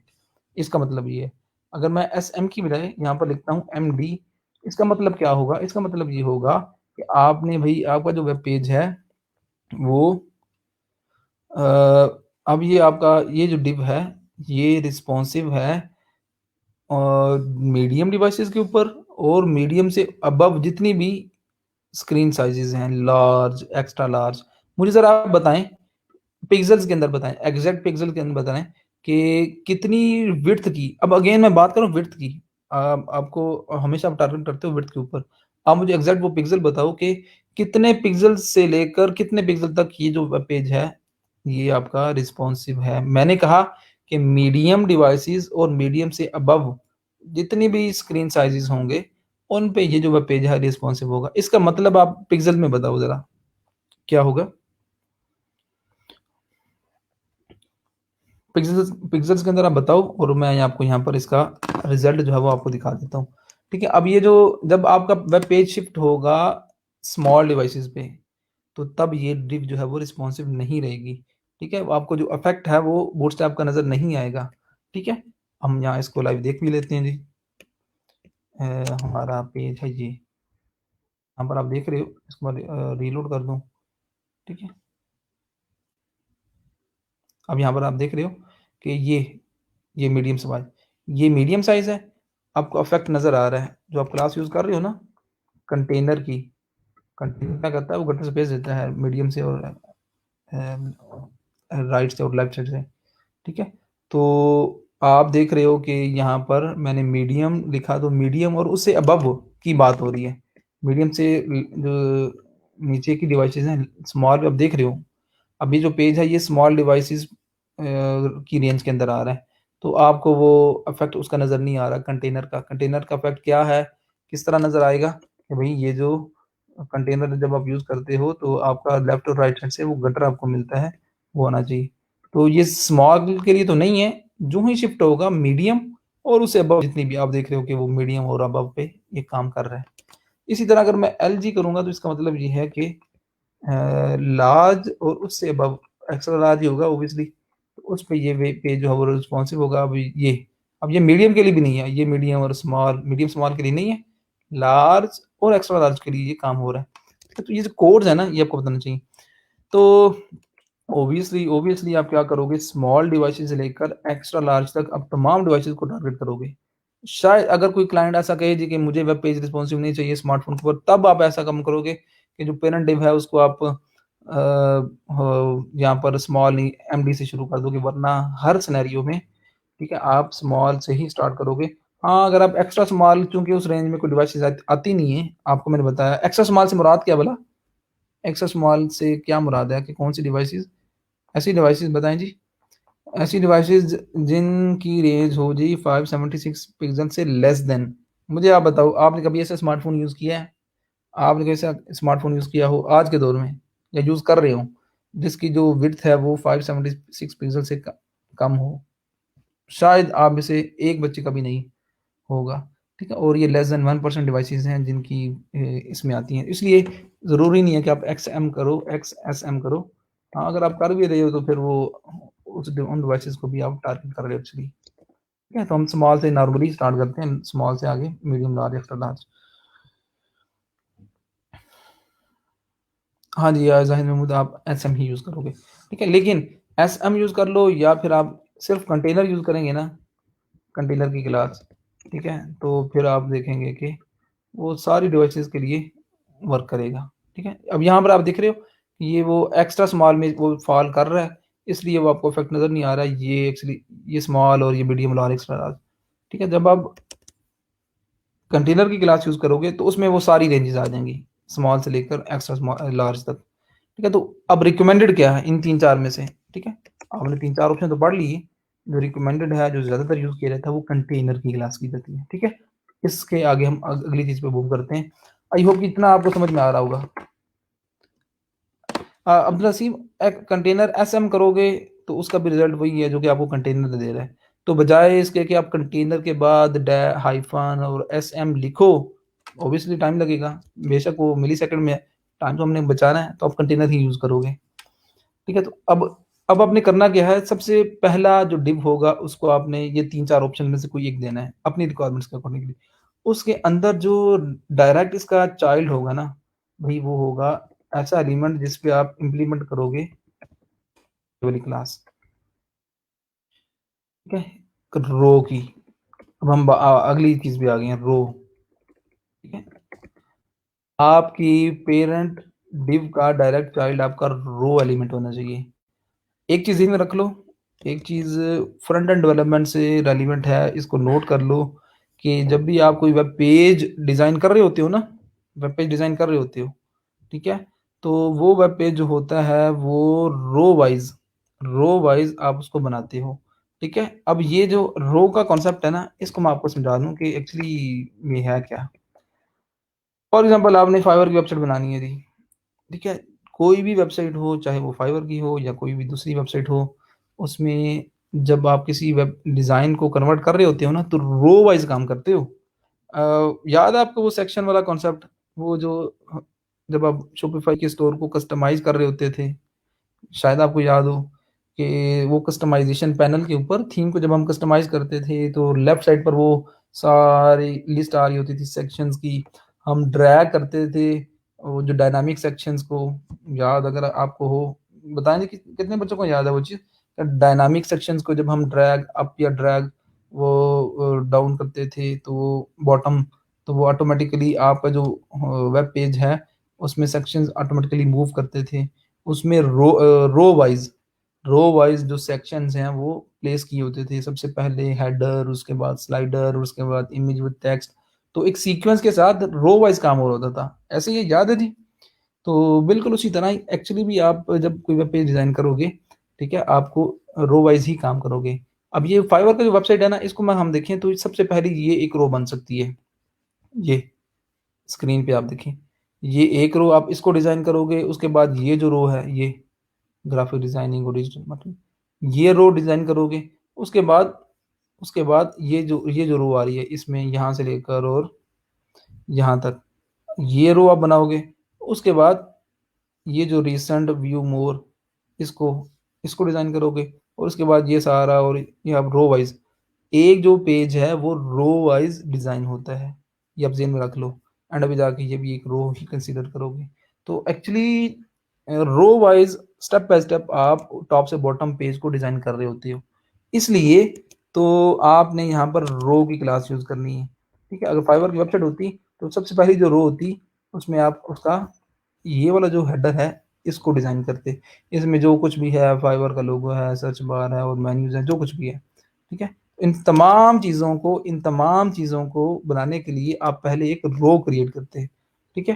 तो रो के नाम से ही क्लास मौजूद है अभी, ठीक है? रो के नाम से ही एक क्लास मौजूद है और ये जो क्लास है, ये डायरेक्ट चाइल्ड होना चाहिए कंटेनर का। अब ऐसा नहीं करना आपने, डायरेक्ट चाइल्ड से मुराद, अगर आप ऐसा करोगे ना, कि एक डिव और बना लिया आपने जी और उसके अंदर आपने इसको रख दिया, तो फिर गड़बड़ होगी, फिर वो रिज़ल्ट्स नहीं मिलेंगे, वो इफ़ेक्ट आपको नज़र नहीं आएगा उसका एक्चुअली जो होता है, ठीक है?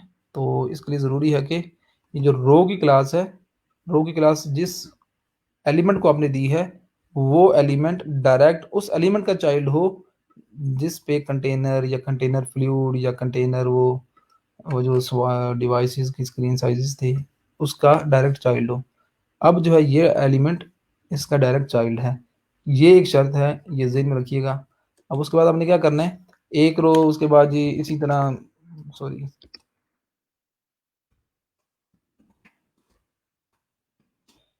दूसरी रो इसी तरह रो वाइज़ आपने काम करना है, ठीक है? ये मैं आपको एग्ज़ाम्पल दे रहा हूँ इस तरह। तो एक जो वेब पेज होता है, वो इसी तरह रो वाइज़ बनता है। आपने भी इसी तरह रो वाइज़ ही बनाना है। यहाँ पर वो कॉन्सेप्ट आता है 12 ग्रिड सिस्टम का, ठीक है? जब हम बात करते हैं ना रो की, तब हम एक्चुअली वो समझना होता है हमने 12 ग्रिड सिस्टम को। बताइए, अब बता दूँ या टाइम खत्म हो गया वैसे? ठीक है? क्योंकि इसके लिए फिर टाइम चाहिए होगा।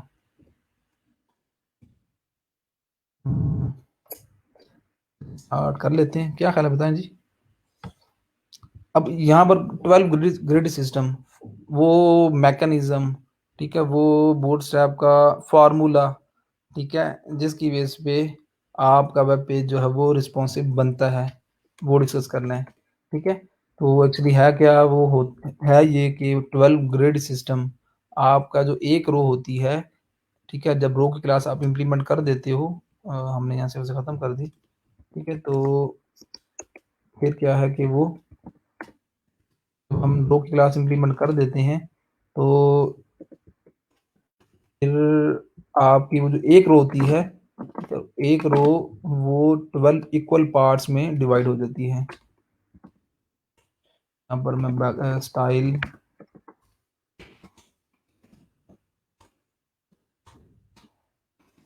हेड, अब आप देखेंगे कि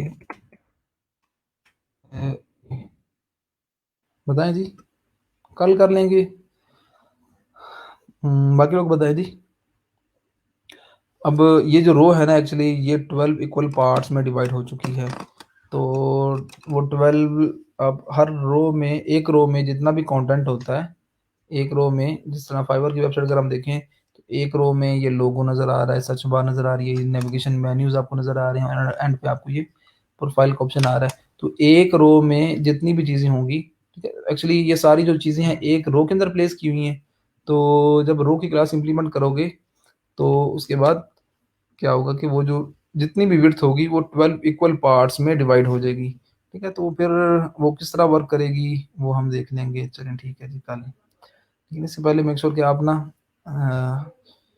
जितना काम किया है इतना आपको आना चाहिए, ठीक है, इतना ज़्यादा नहीं है वैसे, तो चलिए इसको कल कंप्लीट कर लेंगे फिर, ठीक है। और सुनाए, कोई क्वेश्चन है तो पूछ लें, वरना लेक्चर एंड करते हैं। बताएं जी, कोई सवाल, कोई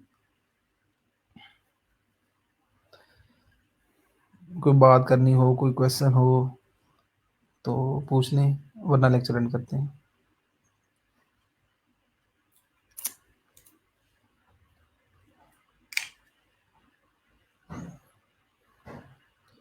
हाँ जी, तो सिंगल रो के अंदर 12 कॉलम्स बनेंगे, ठीक है, एक रो में 12 कॉलम्स बनते हैं। एक रो ऑब्वियसली आपकी स्क्रीन का फुल साइज़ ले रही होती है, तो फिर क्या होता है कि वो जो फुल विड्थ होती है, जो फुल विड्थ, वो 12 इक्वल पार्ट्स में डिवाइड हो जाती है।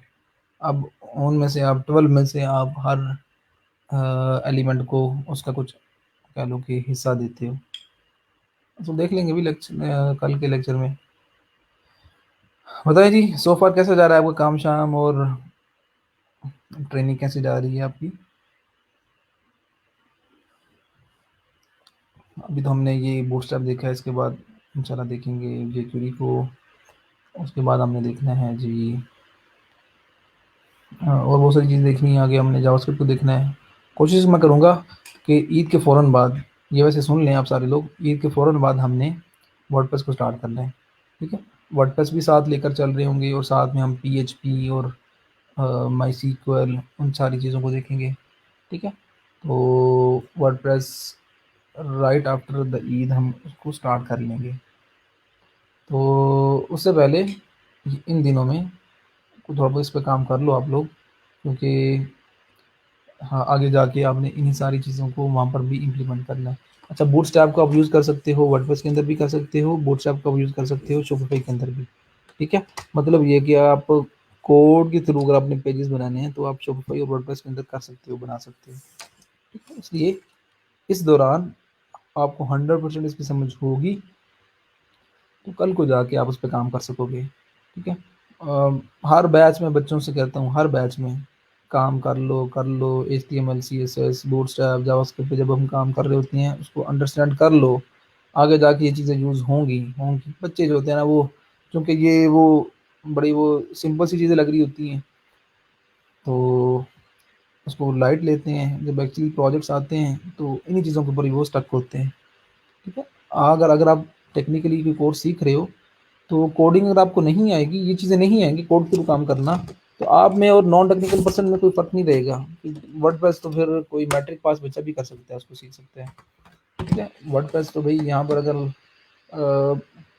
इवन के अगर कोई अंडर मेट्रिकुलेशन में है तो उसको भी मैं सिखा सकता हूँ। ठीक है। फ़र्क कहाँ पर आएगा आप में और उनमें, ये जो आप चीज़ें सीख रहे हो, ठीक है, टेक्निकली। तो ये जब आप वहाँ पर इम्प्लीमेंट करोगे तो ये चीज़ें हर एक को नहीं आती, यहाँ से फ़र्क वो आपको नज़र आएगा। लिक्विड नहीं करेंगे वो कार सलीम, क्योंकि लिक्विड और शॉपिफ़ाई भी इवन कि हमारे कोर्स का पार्ट नहीं था, ये मैंने आपको एक्स्ट्रा पढ़ाया है। ठीक है। आप जाके कोर्स कंटेंट देख लो, उसमें शॉपिफ़ाई नहीं है। शॉपिफ़ाई पे फिर लिक्विड जो उस पे काम करना बहुत मुश्किल है, मुश्किल से बड़ा टाइम नहीं है। मैंने आपसे बताया भी कि हमारे पास टाइम है 3 माह। HTML, CSS, Bootstrap, JavaScript, PHP, MySQL, WordPress, बहुत बड़ा टास्क है, बहुत बड़ा। लेकिन ये अचीवेबल है तो इसलिए हम करवाते हैं। और ये मेरे ऊपर मैं हर बैच में बच्चों को करवाता हूँ, लेकिन ये आपके लिए भी एक चैलेंज है। अगर आप टाइम दो तो ये सारी चीज़ें सीख सकते हो 3 माह के अंदर। अगर आप HTML, CSS, JavaScript, Bootstrap, jQuery, PHP, MySQL, WordPress, Shopify, ये बोलते बोलते मैं थक गया हूँ। अगर ये सारी चीज़ें आप सीख लो ना तो यकीन मानो कि पूरा आपका 4 साल का जो टाइम पीरियड है, वो जो डिग्री है वो एक साइड पर, और ये सारा कुछ एक साइड पर होगा। Skill wise again it doesn't mean कि उसका फ़ायदा नहीं है, उसका बहुत फ़ायदा है, उसका अपना एक आपको बेनिफिट्स होते हैं, वो चीज़ ज़रूरी है। लेकिन स्किल वाइज अगर हम देखें तो वो सारी चीज़ें एक साइड पर और ये 3 माह एक साइड पर, और ये अचीवेबल है। मैं बार बार कह रहा हूँ है, डिपेंड करता है आपके ऊपर। रोज़ाना के बेस पे 7-8 घंटे दो, हो ही नहीं सकता कि आप ये सारी चीज़ें ना सीखो। ठीक है। और अगर आप ये सीख लेते हो तो आई थिंक ये बहुत बड़ी आप अपनी यूटिलाइजेशन है आपके टाइम पीरियड की। ठीक है। तो अगेन डिपेंड करता है भाई आपके ऊपर, कितना टाइम देते हो, कौन कितना टाइम देता है। जो जितना टाइम देगा उसको उतना फ़ायदा होगा। चलते हैं जी। अपना ख्याल रखिएगा, दुआओं में याद रखिएगा। ताक रात, हाँ, कल भी थी, कल 27वीं रात आ रही है, अपने लिए दुआ करें, मेहनत करें। मेहनत करने के बाद दुआ ज़रूर करें अपने लिए। ठीक है। दुआएं जो हैं वो आपकी तकदीर बदलने के लिए काफ़ी हैं। ठीक है। तो अल्लाह से मांगें जो भी आप काम कर रहे हो, ठीक है, जो आपकी जायज़ हाजात हैं, आप वो अल्लाह से जो है ना वो दुआ करें। इसका बड़ा असर है, ख़ास तौर पे अगर मैं अपनी बात करूँ तो भई सम टाइम ऐसे होता है कि काम करने के बाद, मेहनत करने के बाद किसी एक चीज़ में ऐसा बंदा स्टक होता है, ऐसा स्टक होता है कि इधर से, उधर से, गूगल हर चीज़ से देखने के बाद भी मैं वो चीज़ उसका रिज़ल्ट नहीं मिलता। तो फिर ये मैं अपना एक्सपीरियंस आपको बता रहा हूँ। उस वक़्त में एक वो दिल में एक वो एक इल्तिजा सी उठती है कि या अल्लाह ये हो जाएगा, या अल्लाह ये। ठीक है? तो हर बंदे का माँगने का अपना तरीका होता है।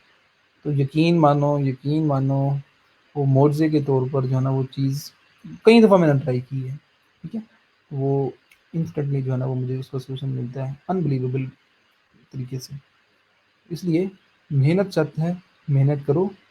ठीक है? ऐसा नहीं कि सिर्फ़ दुआएँ से जो है ना वो आप दुआ करो जी कि मैं सुबह उठूँ और टॉप रेटेड बनाऊँ, ऐसा तो नहीं हो सकता। ठीक है? तो मेहनत शर्त है, मेहनत शर्त ना होती तो आप सल्लल्लाहु अलैहि वसल्लम को भी जंगें ना लड़नी पड़ती, वो इतनी जो तकालीफ दी गई। ठीक है? मेहनत शर्त है, उसके बाद जो है ना वो आपको रिज़ल्ट उसका मिलता है, आपको आपकी मेहनत का फल मिलता है। ठीक है? तो मेहनत करेंगे, आपको फ़ायदा होगा। ठीक है? आपको उसके रिज़ल्ट्स मिलेंगे। ठीक है? और शॉर्टकट नहीं, आप अपने टाइम का वेट करो। ठीक है? टाइम वेट करो, अपने वक़्त का इंतज़ार करो। आज मेहनत करोगे, इसका फ़ायदा आपको कल मिलेगा। ठीक है? तो जल्दी में कहीं वो गलत स्टेप और गलत डिसीज़न मत लेना। ठीक है? अपने वक़्त का इंतज़ार करें। ये जो चीज़ें आप सीख रहे हो इसमें इसका स्कोप है, आपको भी पता है, मुझे भी पता है, आप गूगल से देख लो। ठीक है? ये ऐसी चीज़ें हैं, ये ही फ्यूचर है आपका। ये जो चीज़ें आप टेक्निकली सीख रहे हो, ठीक है? तो इनमें आप मज़ीद एडवांसमेंट की तरफ जाएँ। फ्यूचर है। हाँ, आपको इसका रिज़ल्ट अभी मिलता है, कल मिलता है, 1 माह बाद, 2 माह बाद, कब मिलता है ये आपके ऊपर डिपेंड करता है। आप इंतज़ार करो। ठीक है? अल्लाह करे कि आप में से हर बच्चा जो है वो उसका एक नाम हो। ठीक है? हमें खुशी होती है जब कोई हमें बताए जी कि फ़लाँ-फ़लाँ चीज़ के लिए वो बंदा बड़ा अच्छा। मैं यही कहता हूँ कि मुझे ये सुनने को मिले, अगर मुझे कोई काम आए ना जी कि सीएसएस में इश्यू आ रहा है, तो फ़ौरन मेरे ज़हन में एक बंदे का नाम है जी, हाँ, इस बैच में ये बंदा कर लेगा, मुझे तसल्ली हो, ठीक है? तो ये वो मैं मुकाम देखना चाह रहा हूँ कि आप जो है ना वो उस लेवल पे जाओ। उसके लिए 1-2 दिन की बात नहीं है, एक माह की ये स्टोरी नहीं है, कहानी नहीं है। इसके लिए आपको कॉन्स्टेंटली आपको मेहनत करना पड़ेगी, कंसिस्टेंट वे में आपको चलना पड़ेगा, ठीक है? इंशाल्लाह आई होप कि आप लोग काम करोगे, तो छुट्टियों में आपने जब आपको टाइम मिले, इन चीज़ों को आप रिवाइज़ कर लो, ठीक है? तो ऐसा ना हो कि 10 दिन आप फुल अय्याशी कुटो और जब आप दोबारा आओ तो आप बिल्कुल वो जो है ना ब्लैंक हो। ठीक है, तो फिर बड़ा मुश्किल होगा आपके लिए। जावास्क्रिप्ट हमने बिल्कुल स्टार्ट करनी है जी, ईद के बाद करेंगे, पहले नहीं। जेक्वेरी हो सकता है कि मैं जेक्वेरी आपको इधर उससे पहले ही करवा दूँ, ठीक है? चूँकि बड़ी सिंपल सी चीज़ है, लेकिन जावास्क्रिप्ट जो प्रॉपरली हम करेंगे वो ज इसके बाद करेंगे, ईद के बाद। ठीक है जी, अल्लाह हाफ़िज़, अपना ख़्याल रखिएगा।